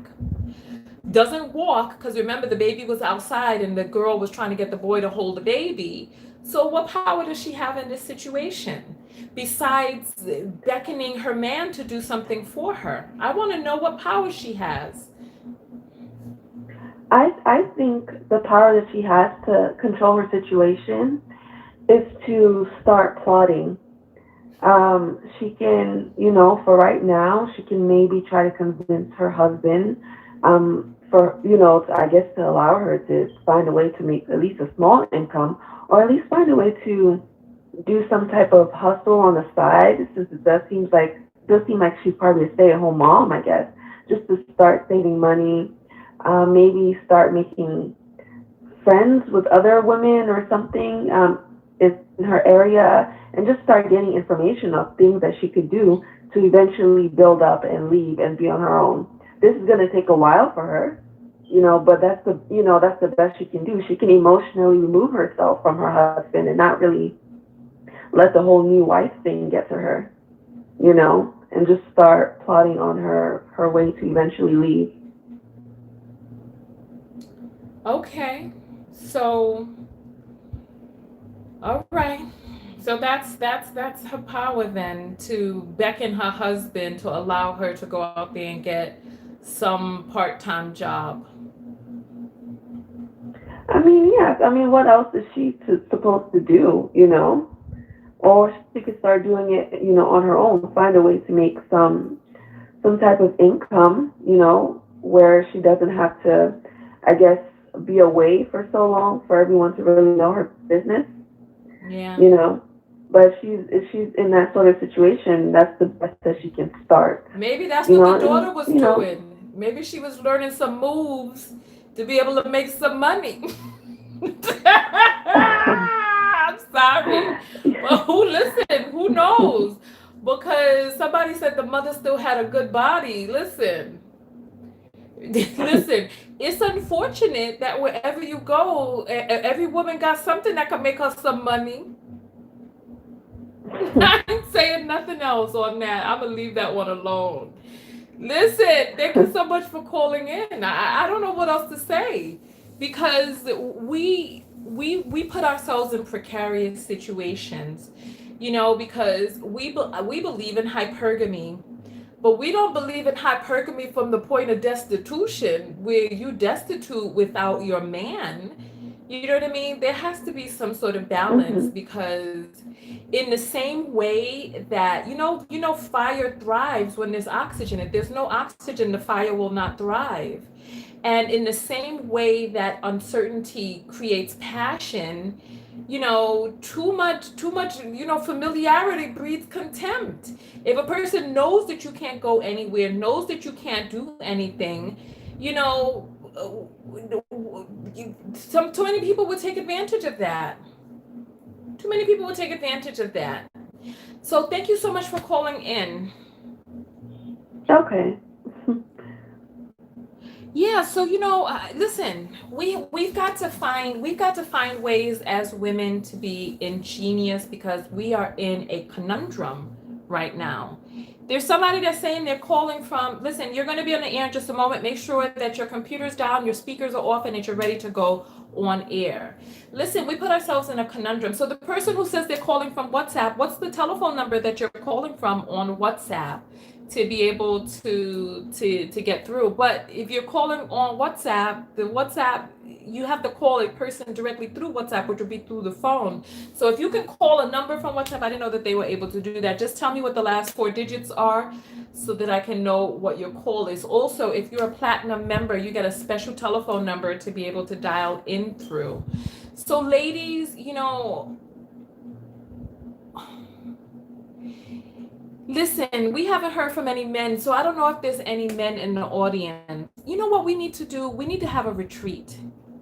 We need to have a retreat and go out into the wilderness and be amongst ourselves. We need to have a goddess retreat and be able to step into our goddess glory because there's so many of us that need to feed our sensuality. We need to bring in a belly dancer and some womb healing and all types of stuff. We need to do that. So let's talk real quick about men, right? Let's talk real quick about men, and then I'm going to grab this phone call. Oh Lord, oh Lord, oh Lord.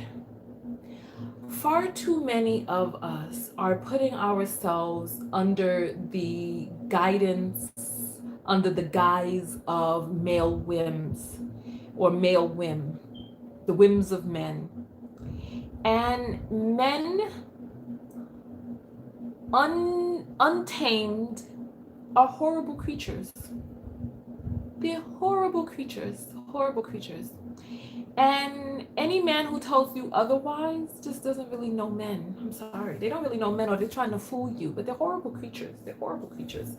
And we're putting ourselves under their tutelage. And far too many of them don't know what the hell they're doing. They don't know what the hell they're doing. They don't have good morals and all that other stuff. They're horrible. They're horrible. They're horrible.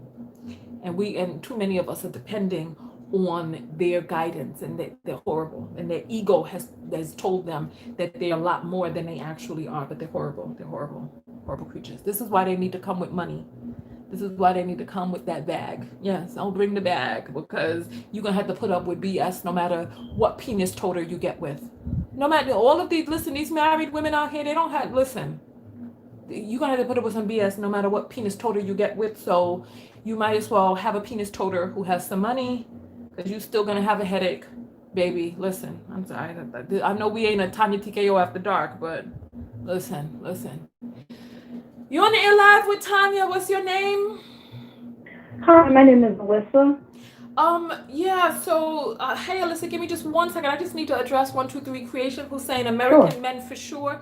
Listen, honey, you don't know the misogyny that exists outside of America. At least American men are tamed in some ways. You got a lot of men out there from a lot of different cultures who are reared in the misogyny. They're dipped in a whole brand new, a special potent batch of misogyny. So listen, the most tame that you're going to get is going to be an American man. I'm sorry, or an Asian man would probably be the most tame.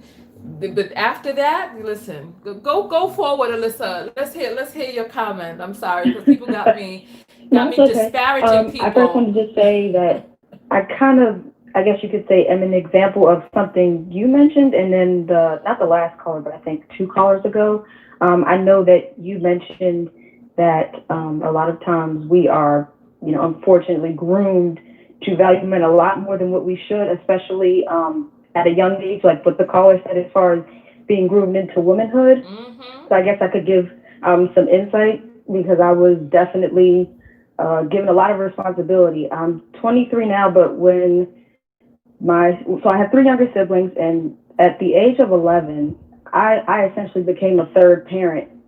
And being the oldest and being a girl, and unfortunately, I didn't watch the movie, but I'm going to watch it. But when you mentioned the useless brother, I hate to say it, but my brother, all I'm going to say is there's some close similarities with the boy that you're describing from the movie and my brother. He was not made to be responsible at all. I mean, I was there to cook, clean, babysit, help with homework, all at the age of 11 and 12. So it's like you're given this conflicting message, like, okay, you're a woman now, you're responsible, you can watch the kids, but we do this and that. And, you know, it's like, oh, you know, for the husband that she'll somehow meet one day, but then they just kind of leave you hanging. It's like, okay, you have all these chores, but then you're not taught to look at men's character. So then it's like, okay, well, they told me I'm supposed to wait for this guy who's supposedly going to marry me. So, okay, well, let me look around at what the boys my age are saying. So at 11 and 12, you know, I was in middle school when the Apple Bottom Jeans song came out. So, you know, Apple Bottom Jeans, boots with the fur. And I remember that being like a real thing. If you had the Apple Bottom Jeans, you know, you had it made. So it's like you watch these rap videos and you see the rappers who are taught to be like the possessors of what's desirable, and the women being taught, you know, this is what you should be desirable. It sends like just this conflicting message, and you're just constantly in this state of like confusion, because it's like they tell you, okay, womanhood, ready to go, and then it stops right there. And you're just left to, unfortunately, just kind of look around you, and what do you know at 10, 11, 12, shoot, even middle school and college, what do you know besides what, you know, you're told to look at the men, and it's just, well, the boys really. And it's just this destructive, I guess you could say, teaching mechanism that they try to put you under. I don't know how to describe it, but yeah, I just wanted to give insight on that, because it was definitely, it definitely hit home with me. Yes, absolutely. So, you know, let's come at it from a different angle, right? Let's come at it from a different angle. All right. So you're saying that, you know, we're taught to do all of these things, that some man is going to come save you, right? Listen, and that the males that you grew up with were very much like the boy who was socialized in this film to just be just worthless, just no contribution whatsoever, just a lump on a log, right? And unfortunately, for far too many men, they're not taught what it is that they need to do to satisfy a woman, to be a good mate for a woman. A lot of them are just socialized to just do and feel whatever, you know, be however, and then just go grab themselves somebody young and dumb enough not to know better. And go from there, but they're not really groomed and socialized into how to be good men and good mates. And unfortunately, it's left up to women to socialize men. Like a man who has been divorced, like a man who's been married and then divorced, he's so malleable. They get into relationships so easily because they've already been broken. I hate to say broken, but they've been housebroken. They've been trained up on how to cohabitate with women. And it's like you just find some of these young wild men, and it's like you have to wrangle this stallion into getting him to be suitable, you know, for like it's unbelievable. Domesticated, yes, that's the word. You domesticate these wild men, and they come kicking and screaming. They don't want to be domesticated. They don't want to be domesticated, but it's like you cannot. They're dangerous. You know, they're risky. You know what I mean? They're participating in high risk behavior. They're risking their lives, their safety. It doesn't come natural to them. So you have to socialize them. You got to domesticate them. And it's freaking difficult. That you got to go get your lasso and go jump on some grown man's back and grab his horns and freaking submit him down to the ground. It's difficult. It really is. Like, you know what? I want to hear from a married woman out there, and how easy. Listen, on a scale of 1 to 10, I want to hear from a married woman. How easy was it to domesticate her damn man? Because, you know, it's like people act like a woman is a failure if she doesn't take on this task of domesticating a grown ass man. This is difficult. It's not easy because they come kicking and screaming. I went to a rodeo last year. You all remember? I went to that rodeo before I went to Nigeria. And in the rodeo, they had the little calf running out, and they had the cowboy with the lasso and had to grab the calf and get the two legs together, or they had to take the horn of the bull, and it wasn't easy, damn it. They don't come easy. All right, so Bronze had her husband was broken in by another woman, by other women. All right, thank you so much for calling in. Thank you. Thank you. All right. All right. So listen, the phone lines are open. There are people who are saying that they want me to. Oh Lord, listen. You're on the air live with Tonya. Hey, Miss TKO, how you doing today? Oh Lord, we got a male person on the line. What's your name, darling?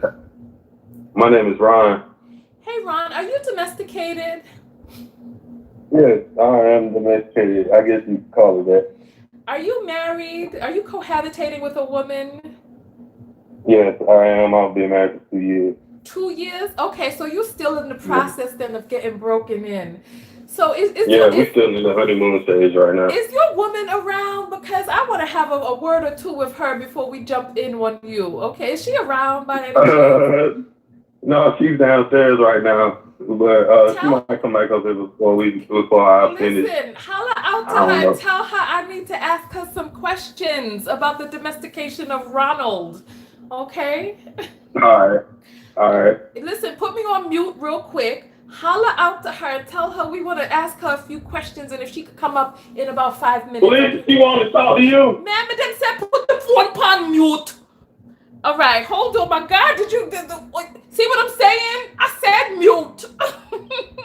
Lord of mercy. I had to put you on mute. I thought I covered the speaker. That's it. You see what I'm saying? The man is wild. All right, so Ronald, let's talk real quick because I had to place you on mute for a second to drown out all of that hollering. So I'm sorry. So first, what are you calling in to talk about? Are you calling to talk about the movie Socialization, grooming? What is it? Yeah, I mean, I saw parts of the movie. I looked at a couple of reviews from a couple of females and males, and I've seen a lot of the parts of the movie.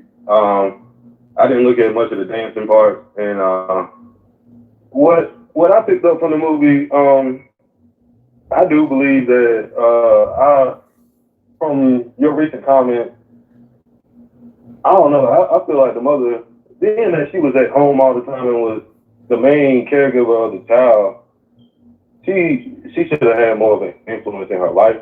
I believe there was things that she could have done and things that she could have said that could have,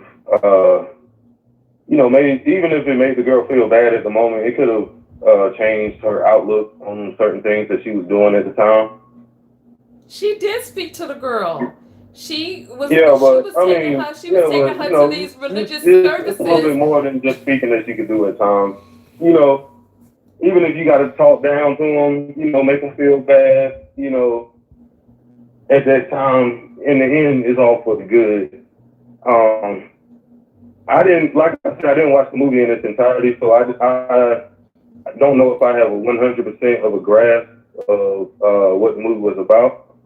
One thing I did notice is the play that they did on the U.S.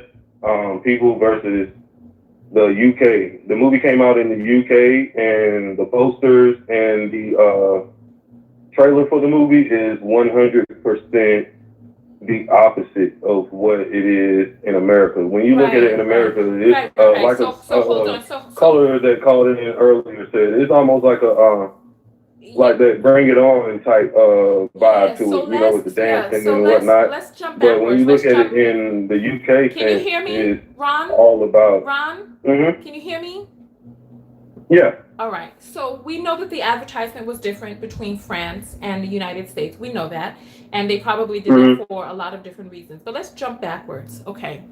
So we had a mother who was under a tremendous amount of mental duress. She moved to a new country. Her husband was not there with her. She didn't know when her husband was going to come. And when all was said and done, she found out that her husband was back in their country and had taken another wife. So there she is with a baby on her back, one boy who is hard-headed little ass who can't listen and can't contribute, and then a girl who's now finding out that her father has decided to get a new family, right? So yes, so it's easy to be like, yeah, the woman is the primary caregiver, but remember, she had two other children to care for, a husband who wasn't there for her, and all of this stress looming down on her. And where was the father? It's easy to look at the person who was in the situation while his daughter was out there bunking up her little bony ass in the air. This man was nowhere to be damn found. Where was his black ass? You know what I'm saying? Where was he? He wasn't in the picture. Yeah. He was over there getting some new woman and starting to live in some matrimonial bliss while his eldest child needed him. Yeah, but it's happened so many times now to the point to where, I mean, if women know that men ain't sugar honey iced tea, then I mean, what do you do? Do you not deal with men at all? Do you not have babies by men at all, or do you really sit back and take your time and find the person that you really want to be with? Like, I didn't get married until I was 33. And I feel that was pretty late in, today's terms, but I took that time to make sure that I was with the person that I wanted to be with for the rest of my life, and vice versa, that person was with me and wanted to be with me for the rest of my life as well, or for their life as well. How much younger than you is your wife? Younger or older? What's the age difference? Oh, we're the same age. We've known each other ever since middle school. Oh, really? But it took 20 plus years to seal the deal? Yeah, I mean, you got to go through, when you're basically still an adolescent when you're in middle school, and you have to go through your whole phase and, college, and, we departed from each other. She moved back to Jersey for a little while, and then she came back to Durham in 11th grade.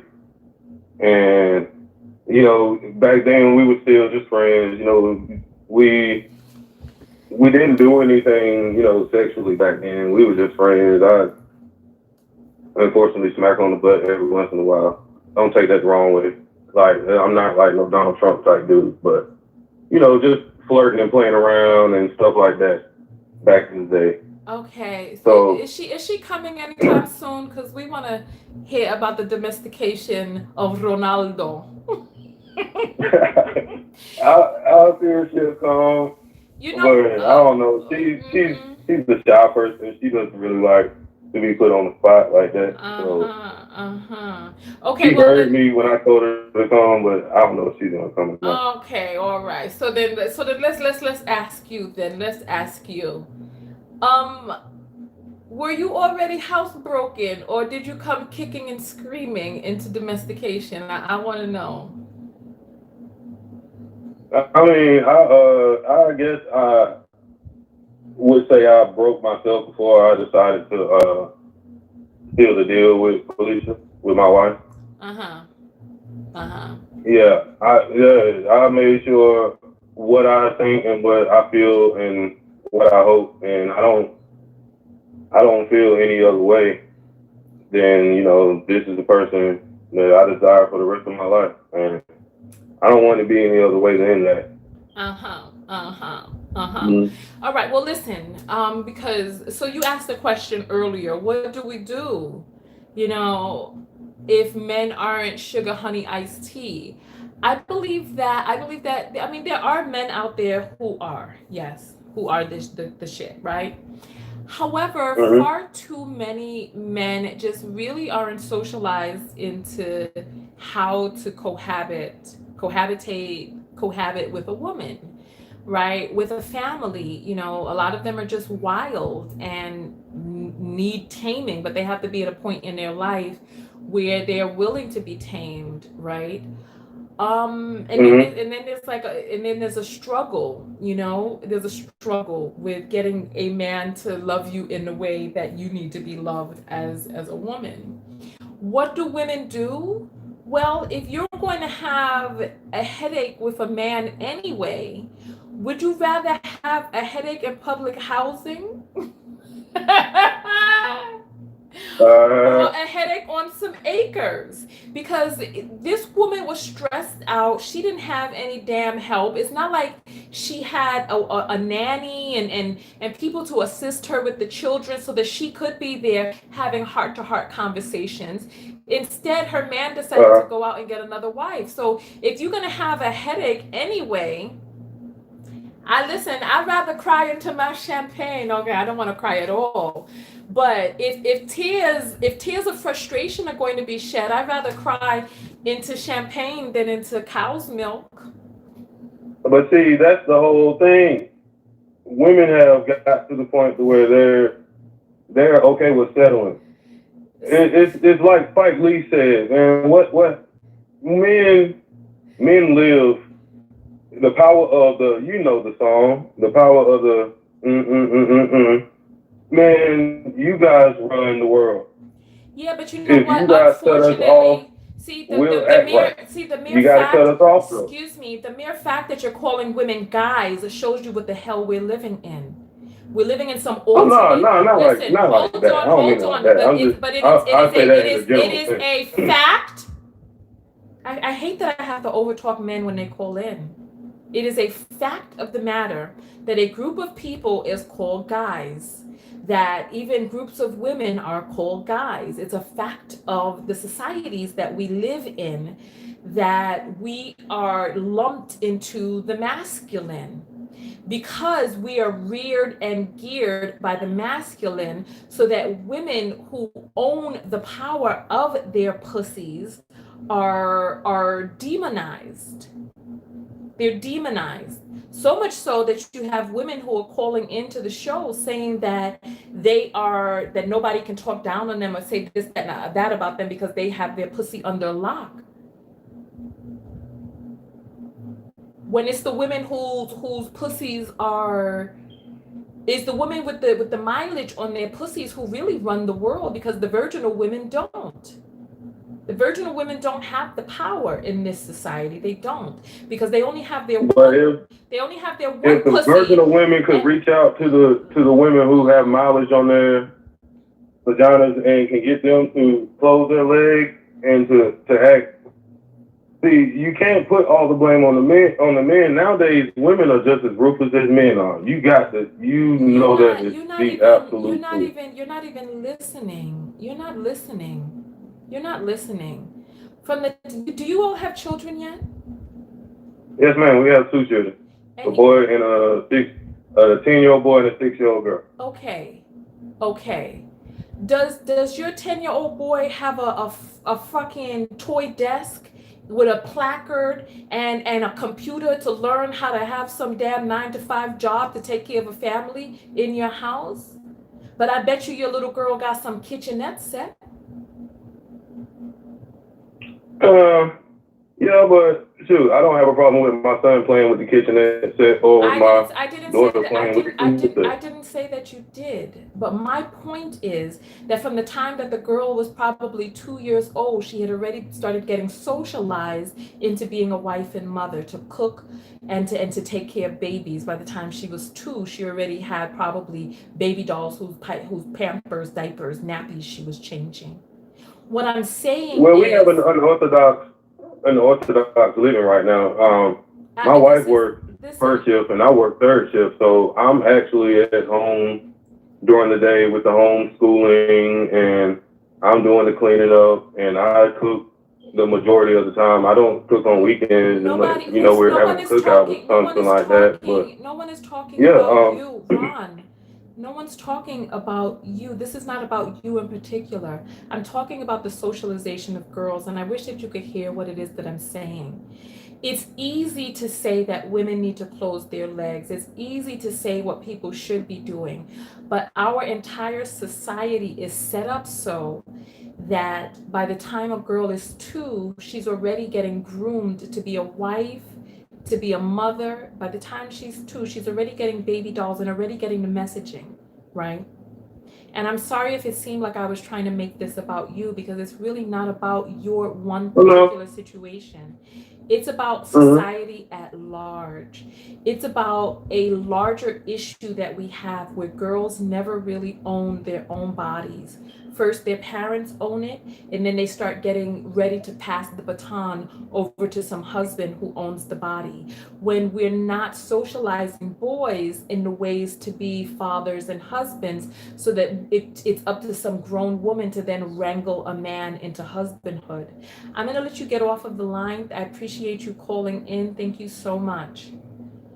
All right, and thank you for listening to me as well. All right, have a great night. And Oh, sorry. one thing that I love about the ending of that movie is I love the hopscotch. I love how she came back into her original child self at the end of the movie. That was a very positive way to end a movie like that.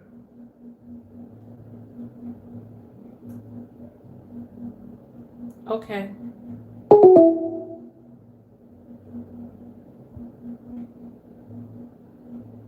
Okay.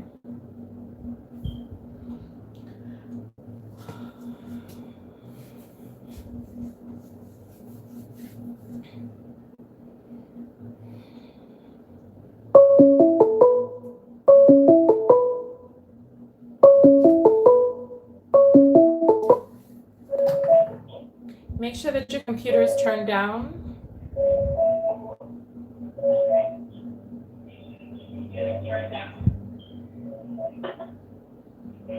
Hello. Yeah, hi, you're on the air live with Tonya. Hello, Tonya, this is Brian. Yeah, hi, Brian. Make sure that your computer is turned down and you're ready to be on the air. My computer is turned down. All right, so let's get into it. What are your thoughts about the movies Cutie or Socialization? Or, you know what, I'm going to put you on hold real quick. I hear some sort of feedback.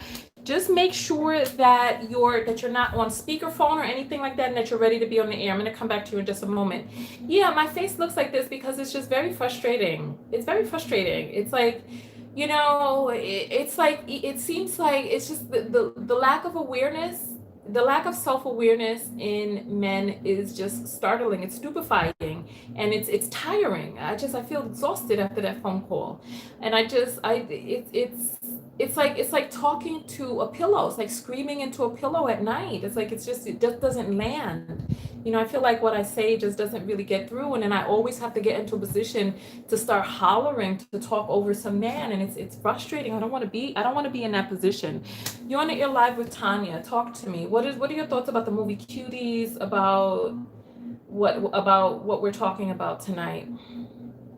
Okay, full disclosure, Tonya, I haven't seen the movie, and the reason why I haven't seen the movie is because I haven't been fully comfortable with watching it in light of all the advertising and all the hype and propaganda in the U.S. about the film.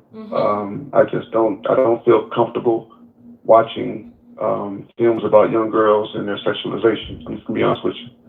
And so, but I have listened to your broadcast, and I've been reading women who've been talking about this film and everything. And I totally agree with you that, you know, there are fundamental differences between the way in which, you know, males and females are socialized, boys and girls. And I do think that boys, when it comes down to sexuality, how they understand themselves, that's something that has been neglected. You know what I mean? I mean, boys are left to basically fend for themselves. They're left to figure out their bodies. They're left to negotiate their impulses. What they learned about being a man comes from other places. I mean, they learn about being, you know, producers and providers. They learn about building infrastructure. They learn about things that have nothing to do with, you know, human sexuality and marriage. And and the like, that's tied to how they understand themselves as men in a society. And I really do think that it's not just, the men. Yeah, I think men have a role to play in it, fathers and uncles and other men. But I think that, women also, play a role in how boys are socialized. And so, I think mothers, they play a crucial role. Mothers have boys at a very, very crucial moment in their lives, from the time they're born to they're 8 years old.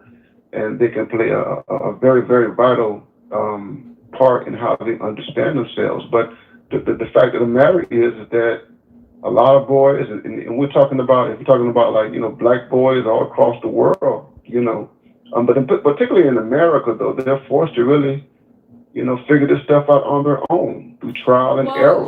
And the reality is, I think part of the issue is that men are so busy looking at what women, what girls, what all of these other people are doing, should be doing, how they that there are not legions of men really coming to and teaching boys how to be men. It's the separation from a boy and his mother is a traumatic time for him, but it's a time that the boy needs to be able to realize that there are differences, and that's where there's the tutelage of older men comes in, and the way that older men and boys are grooming and teaching boys, they're teaching boys that girls' bodies are commodities, that they need to rack up as much bodies as they can. Don't ever be weak. Don't ever this. Don't ever that. And it makes boys less. It makes them less happy.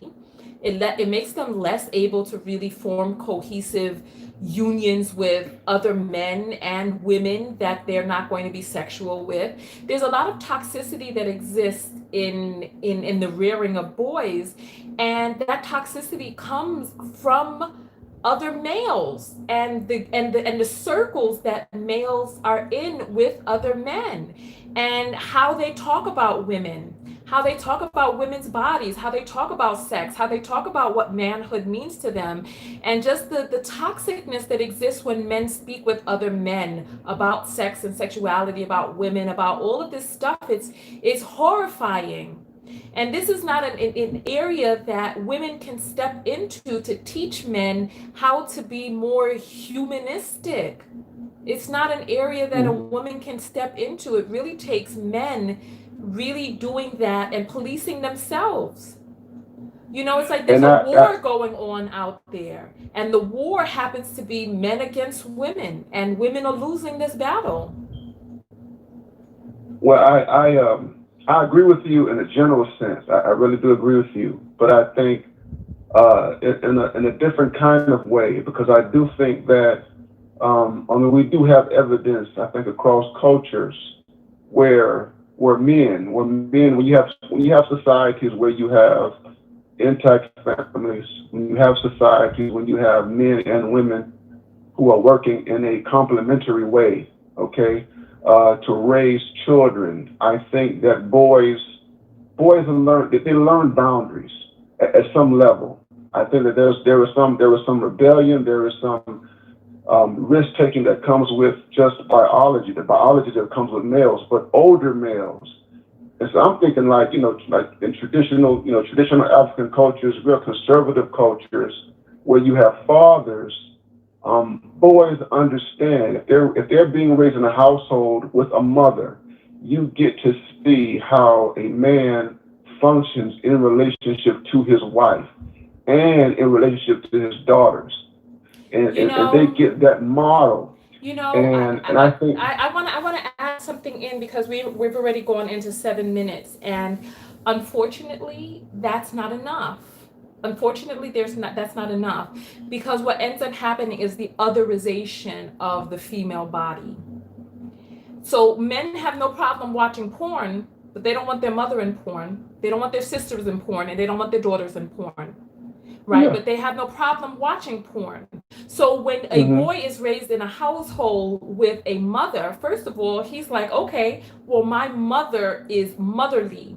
Hence, she deserves the respect that comes along for mothers. My sister is in this household and under the guise of my father. So therefore, she deserves a certain amount of respect because of that. But then when you go out there into the street, that ain't my sister. That ain't my mother. That's some other bitch or whatever other words that they use to describe other women out there. And that's when it becomes problematic, because when those little nuts start fibrillating underneath there, when that testosterone starts twinkling around inside them balls and those boys start looking for some release, that's when there is the need for the patriarch to come in and teach these boys how to act out there with other people's daughters. That's the issue right there. The issue is other men's daughters and how those girls are treated. And unfortunately, there are far too many men and boys who come together to start saying, these are the girls who deserve respect and these are the ones who don't. So you take these girls and you treat them such and such a way, and these other girls, you take them and you bust your nuts in them and you toss them aside. Tonya, I agree with you. I agree with you. And I would say that, those same type of distinctions, can be found with women. Women make distinctions between a man that she can build a life with versus a man that she can play around with. You know what I'm saying? A man who she takes seriously and a man who she doesn't take seriously. Okay? And the difference has to do with the quality of the man and how he's developed in the life. And so, yes, I agree with you 100% that these guys, that men in the world, we make distinctions. If I take a woman to be my wife, okay, I'm evaluating her based on different criteria versus a woman who I just want to sleep with, right. I just want to play with. But you know what? But listen. One thing that one fallacious argument tactic is to move the goalpost. We're not talking about what a person does to choose a good mate. What we're talking about is the socialization of boys going out there into the world and abusing other people's daughters. That's what we're talking about. First of all, there's a size difference, there's a strength difference, and there is a who is left with the baby difference. There is a difference between the toxic nature of competitiveness and aggression that exists inside of the circles of men, where they go out there on the rampage being taught to take, because when these little girls go out there dating, they're thinking, they're matching up their goddamn last names. They're 13 years old doing the A-E-I-O-U, using the vowels from their names and the vowels from the boy's name who they have a crush on. And they're little girls and they're thinking about marriage and they're wondering whether or not this little 13-year-old boy is going to be the one to come in on his damn white horse or his Barbie mobile and save her from her life and grow old with her. And the boy's out there thinking about how to ram his penis inside of her little tender hole and dump her off somewhere. She's thinking about happily ever after, and he's thinking about after he busts the nut. So this is not a situation about whether or not girls are going out there abusing little boys who they don't know whether or not they're husband material or not yet. It takes the years of abuse. Because when the girls are unleashed out there into the world, the girls are set out there into the world looking for husbands and little Prince Charmings. And what they come into contact with is little niggas and little nigglets who have been put out there and taught to take some other man's daughter and bust nuts in her pussy and toss her aside. That's what they're coming up against. And then it's only after she's been dumped enough and heartbroken enough that then she then grows up and says, what the fuck have I been taught out here in these goddamn storybooks? And she realizes that she's been taught a fucking lie. And that's when she's like, you know what? I have to temper who it is that I am based on what the fuck exists out there, goddamn. And Tonya, I agree with you 100%. I agree with you. All I'm saying is that these boys are driven. This is a deeply biological impulse that we have to harness. And what happens, and I agree with you, we have not done the best job. Men, and I say men, we have not done the best job at harnessing the biological impulses of the boys. The boys do this, and not just, I'm just talking about like, prepubescent boys, but I'm also talking about the teenagers, boys who are, 15, 16, 17 years of age, who don't have that type of, who don't have male guidance, who don't have older men. You're right. They don't have older men who say, listen, you have to learn discipline. You have to learn self-control. This is how you interact with the opposite sex. Okay. But you know what? I'll say this, and then I have to let you get off the line because we've been on for 14 minutes. I'll say this, right? The problem is that when boys are going out there, going to find themselves, the patriarch of the family goes to the boys and corrupts them. That's the fucking problem right there. That nobody is talking about. That the patriarchs are going to these young boys when these young boys are going out there into the world and they have a chance to really be able to go out there and show some love. The patriarchs go and say, no, don't do that. Just get your nut. Go out there, get as much pussy as you can. That's what makes, the patriarchs are the ones who are corrupting these boys.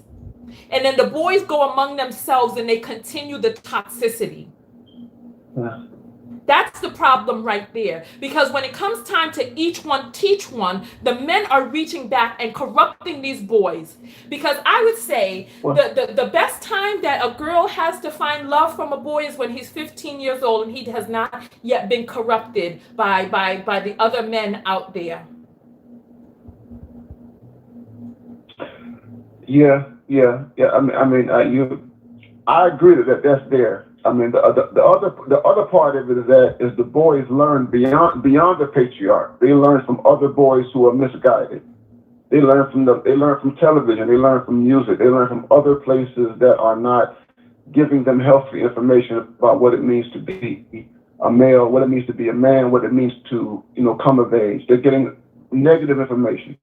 Where did you learn? Who was the first man who talked to you about how to treat a girl? Be honest with me. Excuse me, Tonya. You just called me Brian. I grew up in I'm sorry. What's going on with you in a behind the single-parent household. Hello? Man, what's going on with you behind the scenes? Did you call on a woman Brian? What's up with you, man? I'm sorry. My name is Brian. Oh, is that so? I grew up in a single-parent household. And so who is the man? Who is the man? The Hello? man, yes, please. I just want to get to the point because it's 16 minutes in right now and I need to let other callers call in. What man came to you and talked to you about being a man? How to treat women? No, man. I mean, I learned through trial and error.